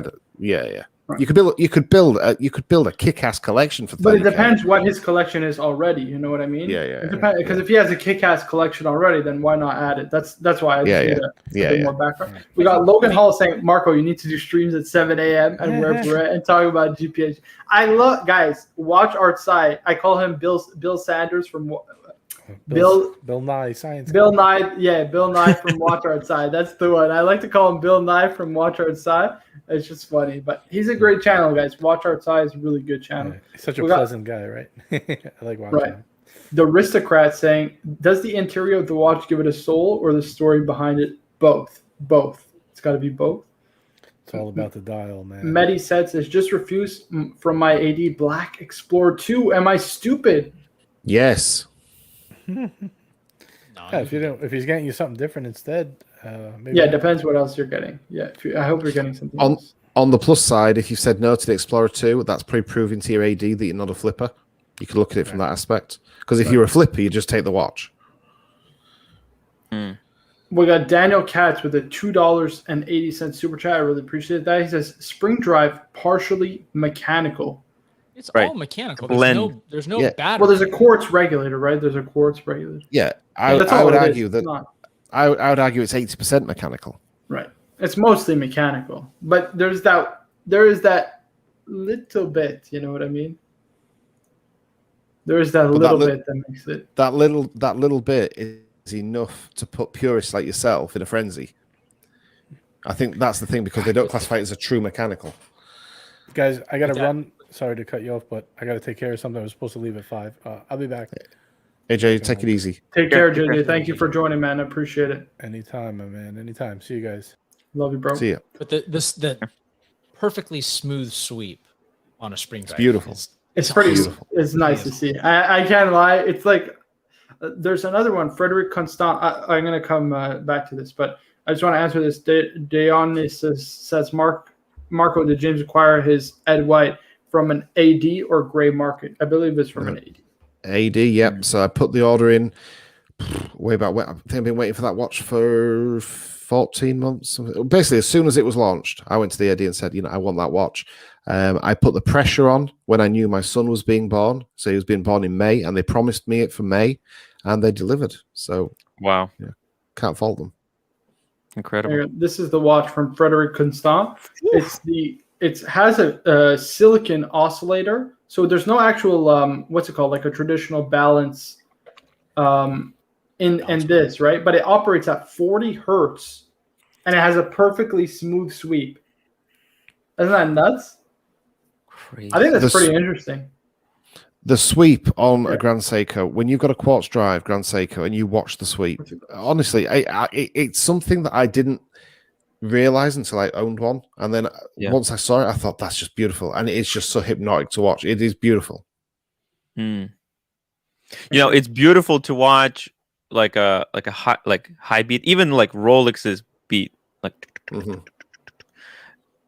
It's just the quartz. The quartz makes it. If it's not a proper quartz watch, and when the hand jumps and then kind of jumps back and forth, it makes it look smooth sweep of the look hand? at that. It's perfectly smooth. It's operating so quickly. Damn. And it's all mechanical, technically. Damn. Tim, do you want to see something even worse than a quartz watch that's just ticking normally? Okay. The worst thing is when you see a quartz watch that's running out of battery. It's double tick. The double tick. Damn. Like 4 seconds at a time. That is the most it's saving battery. Jeez. We got Michael Deach, $5, saying a Seiko Quartz is a modern Rolex. as Toyota Corolla is to an antique gilded horse-drawn carriage. Technology versus obsolete tech with luxury appeal. I mean, hey, I don't disagree, actually. I really don't disagree. I mean, I just showed you that Frederic Constant, right? By all accounts, I mean, it is innovative, right? You know, a watch with no balance is very untraditional. It's very innovative. So hold on. If I was going to take my wife out on a date, would I take her in a Toyota Corolla or a horse-drawn carriage? Ooh, that's a good question. Horse-drawn good carriage. Question. Yeah. Good question. I don't know. You definitely got more chance of some hot loving if you go in the horse-drawn carriage. Right. Yeah, I mean, it's classy. And I will say this, right? As much as Nico thinks the Grand Seikos are overpriced, what I like about it is that it's not just a normal quartz. Like, one of the things I hate about like cheaper quartz watches is like the second every tick, it doesn't line up with like the indices. Yeah. Seiko makes it so, if you understand, right? So between 12 and 6, right? If you're holding your watch up on your wrist, gravity would be pulling on that second hand, and then from 6 to 12, right? It would be fighting gravity. So Seiko makes those adjustments, and they actually had to use like a heavier seconds hand because of all the torque in the watch to make sure that it's lining up as it's working with gravity. They just said all that in their marketing package. That's bullshit. No, I'm just kidding. Just kidding. It is true. It is actually true. Wow. I've read the same thing, yes. Like the 9F quartz movement, there's even finish, like they'll finish it, right? There's ones with open display case back that they'll actually, I don't know why you would finish a quartz movement, but hey. So yeah, listen, I think there's definitely an appeal to Grand Seiko, no doubt about it. Hey! Daniel Katz.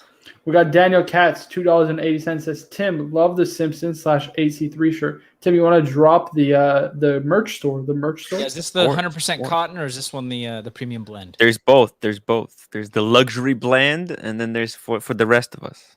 Yeah, I could go get the shirt. You want me to go get the shirt? I could show everybody. Let's show it. Yeah. Let's see here. Shop. So we have 2 merch stores, which I'm paying for both. I'm gonna drop one soon enough. But it is what it is. You know me. I'm testing everything out. When I get back, I'm gonna make some high quality merch, guys, for you. You guys need to do merch for yourselves. Get some merch on there for yourself.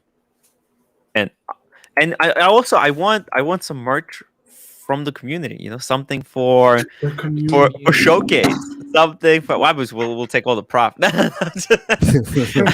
we split. Everyone who wants to become part of the community, we'll split the profit. 50-50.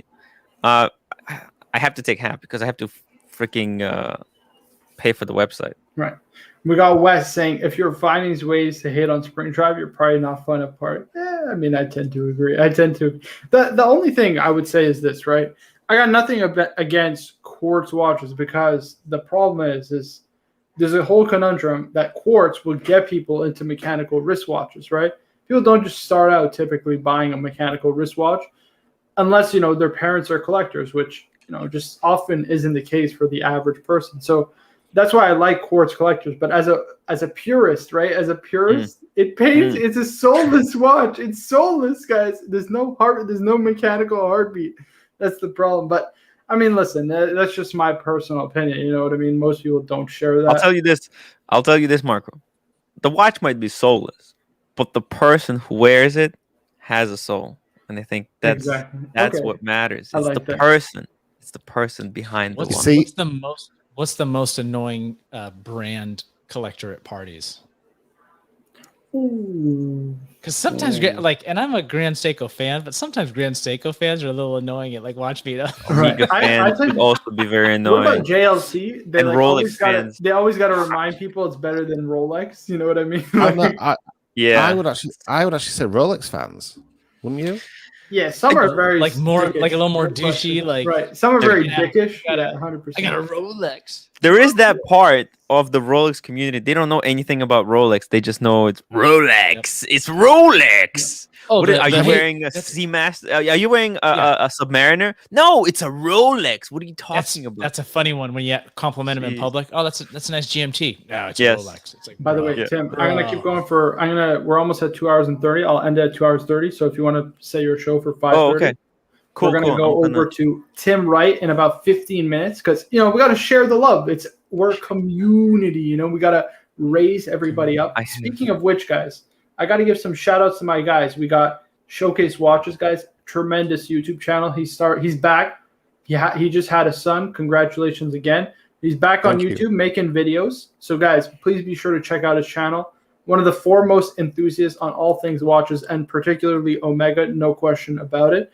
We got Birminghart. He's got his own channel. He's got a great variety of content. I love that double wrist wearing, the thumbnail for the double wrist wearing. Oh, that fucking good. Hold on, I gotta drop the link in the chat. Let me drop the link for Birminghart's channel just so everybody can check it out. This community. I have to. By the way, I have to apologize to the community.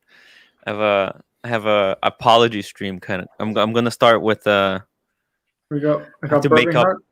And of course, I don't have to mention Tim or TimWright.com. No, I'm sure everybody else knows about Tim and Tim Wright. Guys, please be sure also to like, comment, subscribe on this video, please. I would really, really appreciate that. I'll tell you something about the community, right? This is the type of thing. So Tim sent me this absolutely beautiful book. Absolutely beautiful book. The Three Musketeers, one of my favorite books. You know who are the Three Musketeers? Who? It's me, Marco, and JJ. I like it. The chopped liver. Is that Archie? Is Archie the chopped liver? He's the villain in the. He's the landlord,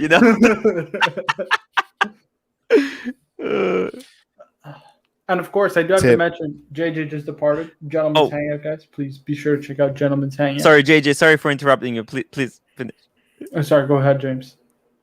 No. I was just gonna say I wish I could have been there for you guys last night. I really do. I was watching it from afar. I felt for you guys. It's all good, man. Tough. Yeah, exactly. Chalk that one up as an L, and you move on. Disaster. I did feel for you, man. I was just there.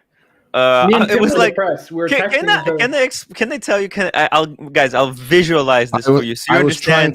I was trying to help you behind the scenes. I really was, but I was getting. I just. This is literally how I was feeling. I'm in the passenger seat.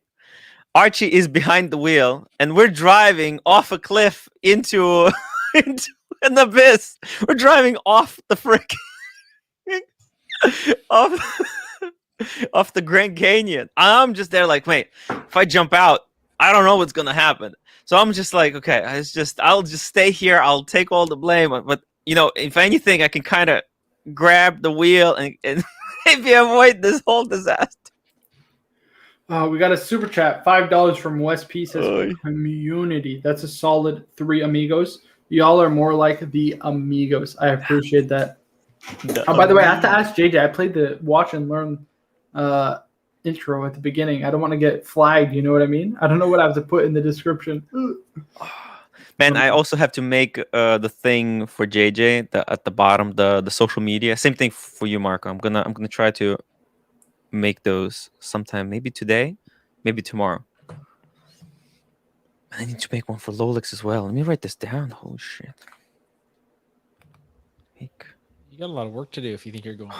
It's so hard. By the way, I woke up today at like 12. By the time I answered some emails, some chats, people condoning, condemning, sending their condolences and etc. It was like already 1. I went to Taco Bell and I came back and boom, we started the stream. It's just there's no life. The best part is that I'm unemployed. Can you imagine if I had a job? A job. We got Daniel Katz with a $2.80 super chat. He said Tim looked living dead. I know, Tim. I couldn't even be on the fucking stream, dude. First of all, I joined your stream. It was a disaster. It's on my phone. You couldn't hear nothing. It was It was just robot voice. Right. It's just fucking terrible. Hey, how's it going, guys? Like, can you hear me? No, we can't fucking hear shit, Marco. We can't fucking hear a thing, man. It all sounds... these super chats, and you can't even get a fucking good quality mic.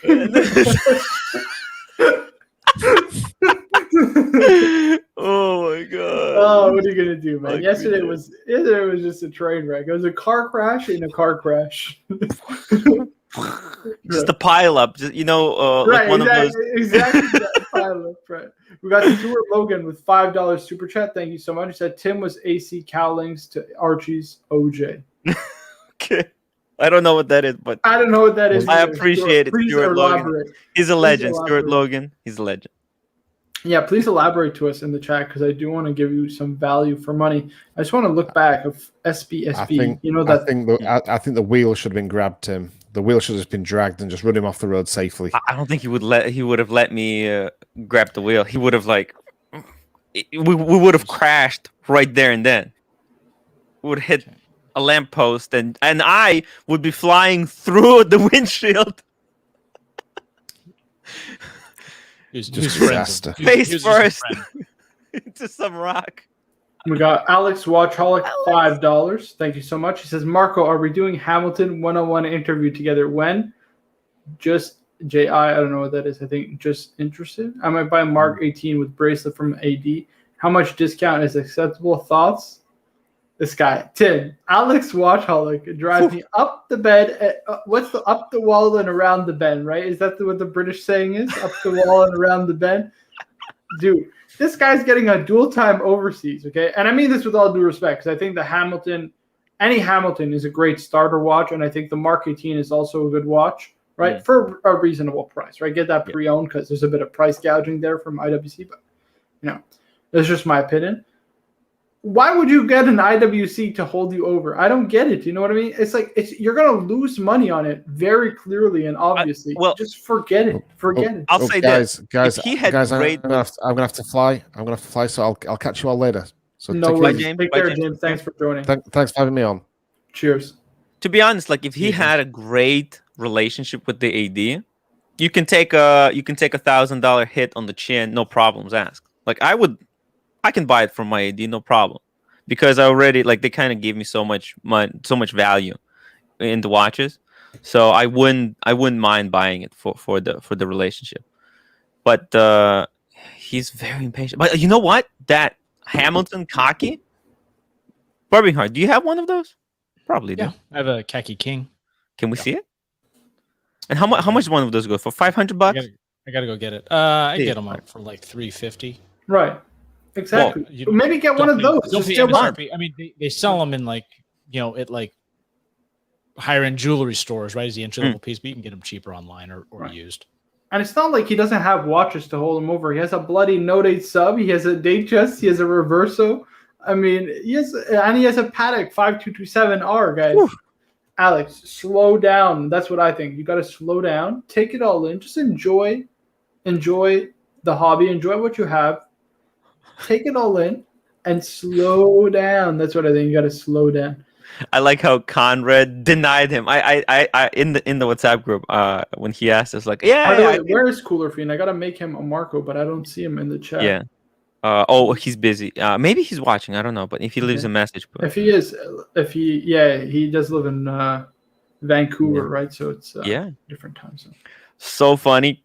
I said, you know what? Because I'm biased. I'm totally biased for that watch. The La Petite Prince. Prince. I love that watch. Prince. La Petite Prince.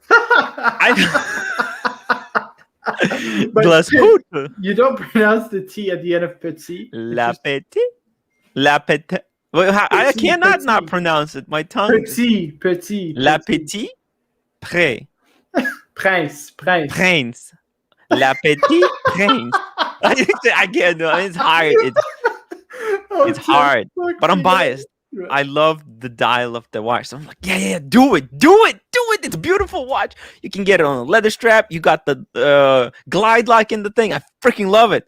And Conrad replied denied. Stop, Alex. Don't do anything. Just wait. He says, "Oh, I'll only lose 500 to 1,000. That's not that much money." I'm like, "Dude, why don't you tell him how much 5,000 or 500?" Yeah, right. Fuck me dead. Are you kidding? 500 to 1,000 is a lot of money. We got SBSB saying, "Thanks, Marco. I have a sub." This is the Sky Dweller super chat from before. He says, "I have a sub. Hey, Chronos, this guy would be a GMT. Not sure. Is a hype. I think if you're looking for a GMT, just get a GMT Master. Either the Bruce Wayne, the Batman on Jubilee. You can get the new Batman if you can. Obviously, you can get the Pepsi. I think it'll be a lot better value for your money. But I don't think the Sky Dweller is hype at all. It's a phenomenal new release from Rolex. Very complicated, super nice looking. I have a hard time mentally justifying spending over 2 times MSRP for a watch, though. I mean,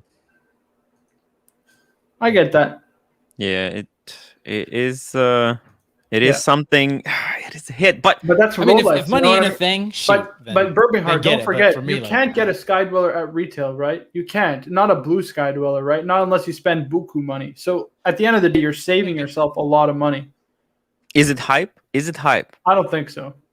It's a great legit watch. It's right. It's a legit great watch. That's the thing. Like you can't call the watch hype because other people like it. They like it for a reason. It's just a good watch. Like I have the Daytona, right? I got it not because of the hype, but the hype that's debatable. I'm just kidding. Yeah, right. I mean, that's why exactly. You see that sentiment is impossible to get away from. So you have to understand that when you get it, people will say you got it just because of hype. So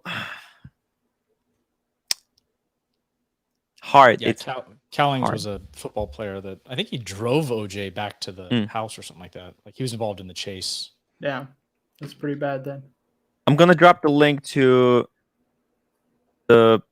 So this was pre-show. I'm gonna drop the link to the pre-show. I'm gonna go to the bathroom and then I'll be back. We got SB saying, "I want to say this group is excellent. It is nice to not have the dealers on." Oh, listen, Nico's always nice to have. You know what I mean? He's not going to come on every stream, or we certainly don't expect him to. So, but it is such a different. Just hearing him, like his opinion on things, it is such a different opinion. You know, when he's like, "Oh, like the value on this one, it's not there," blah blah blah. So it's like his visceral reaction to things versus, you know, in my mind, I'm like, no, then I'm able to pick these pieces up less than 50% off MSRP and what you're getting for the value, right? Like versus looking at the value of a watch of like, hey, what can I resell it at? Right. And weighing how much you like the watch. Right. That's kind of the problem, right? Is a lot of the value is, you know, kind of the resale market or the perceived value of a watch. But I mean, it's not a bad way to look at watches. It's just a different perspective. You know what I mean? It's just a different way to look at it. But I do think there is that creep. Like I do like how Roman, he's like, hey, watches aren't investments. You know what I mean? Like how he says that. And as someone that just enjoys watches, I see it the same way. Like I'm not looking at it from an investment standpoint. Right. We got Mal Law with a £5 super chat. I really appreciate that. Thank you so much, Mal Law. He says Avi re-edition, the 806 and the Navi 3-piece collection combo meal. Not a fan of Rolex. Sold my sub and Datejust. Will Breitling make a comeback under current? Listen, I mean, we just had Nico on the panel, Nico Leonard from Pride and Pinion, who said Breitling will make a big comeback and they will have a watch that sells over retail. I think if any watch sells over retail, it's the 806. Here, I'll pull it up for those who don't know what that is. It's the Navitimer reissue. I think without a doubt, listen, I'm not the biggest Breitling fan in the world. There's really only a couple that I like. And this one in particular, I think they really knocked it out of the park, no question. The one thing, though, I will say that I wish it did have was a display case back. And the bezel is actually plexiglass. It's not sapphire crystal. So I wish it was sapphire crystal. That's the only two knocks I can have. Otherwise, I love. Is this the reissue? Yeah, this is the reissue. Oh, yeah. Like the only thing I really wish, because Malaw is asking about this, right? Yeah. Avi re-edition, the 806, and the Navi Timer 3-piece combo meal. Not a fan of Rolex. Will probably make a comeback. I think this will be definitely a future collectible. Yeah. But it's again, I'm not. I understand why I didn't do the sapphire case back and sapphire crystal because it's truer to the original. Right. True. This is not for just ordinary people. It's for purists. Right. Yeah, I think they do such a good job with their blue dials with the white subdials. Yeah. We got Stuart Logan says, if you can't get a Sky Dweller retail, think of it on the gray market as buying a Datejust at retail and a GMT at gray prices. Ooh. Just in one watch. Yeah, but the problem is both of those watches aren't a Sky Dweller, right? Sky Dweller and GMT are distinct. But guys, we are hitting the 2 hour and 30-minute mark. I want to wrap this show up. I want to thank everybody for coming on. We are going to do, Tim, you want to drop the link. We're going to do an after show on the Tim Wright Show. Tim, I will join you in a second. I just got to get the music sorted out because I don't know if I fiked up because I didn't put the music in. But I just want to thank everybody for coming out, all the incredibly kind and generous contributions today. We hit almost 300 viewers, concurrent viewers at one point. It was a great show, guys. Please make sure to like, comment, and subscribe. I appreciate you guys hanging out with me. Please do join Tim and the after show. You put in the private. Oh, you put the stream in the private chat. But yeah, please put the link to the YouTube in the YouTube chat if you don't mind. I'll just wait. Link. Boom. There we go. All right, guys. It's been a great show. Thank you all for joining me. I want to thank, of course, Tim Wright, the usual suspect, JJ Lacoute. We got Burbing Hard. Guys, please be sure to check out Burbing Hard. I dropped the link in his chat earlier. Make sure to check out his channel. Leave a subscription there. Lolex, of course, who joined us. We had Nico Leonard, really kind and generous for him to share, his time with us. Extremely grateful for that. That's a good dude. Yeah, very good. Very big gentleman. So I appreciate him greatly. And I'm probably going to forget the rest of the guys who are on here, but thank you again, everybody, for joining us in the chat. Be sure to go check out Tim and his pre-show before Archie's show. He's got a lot to say, so be sure to tune in, guys. Thanks, everybody. Take care, everybody. Wear your watches. That's right, guys. Wear your watches.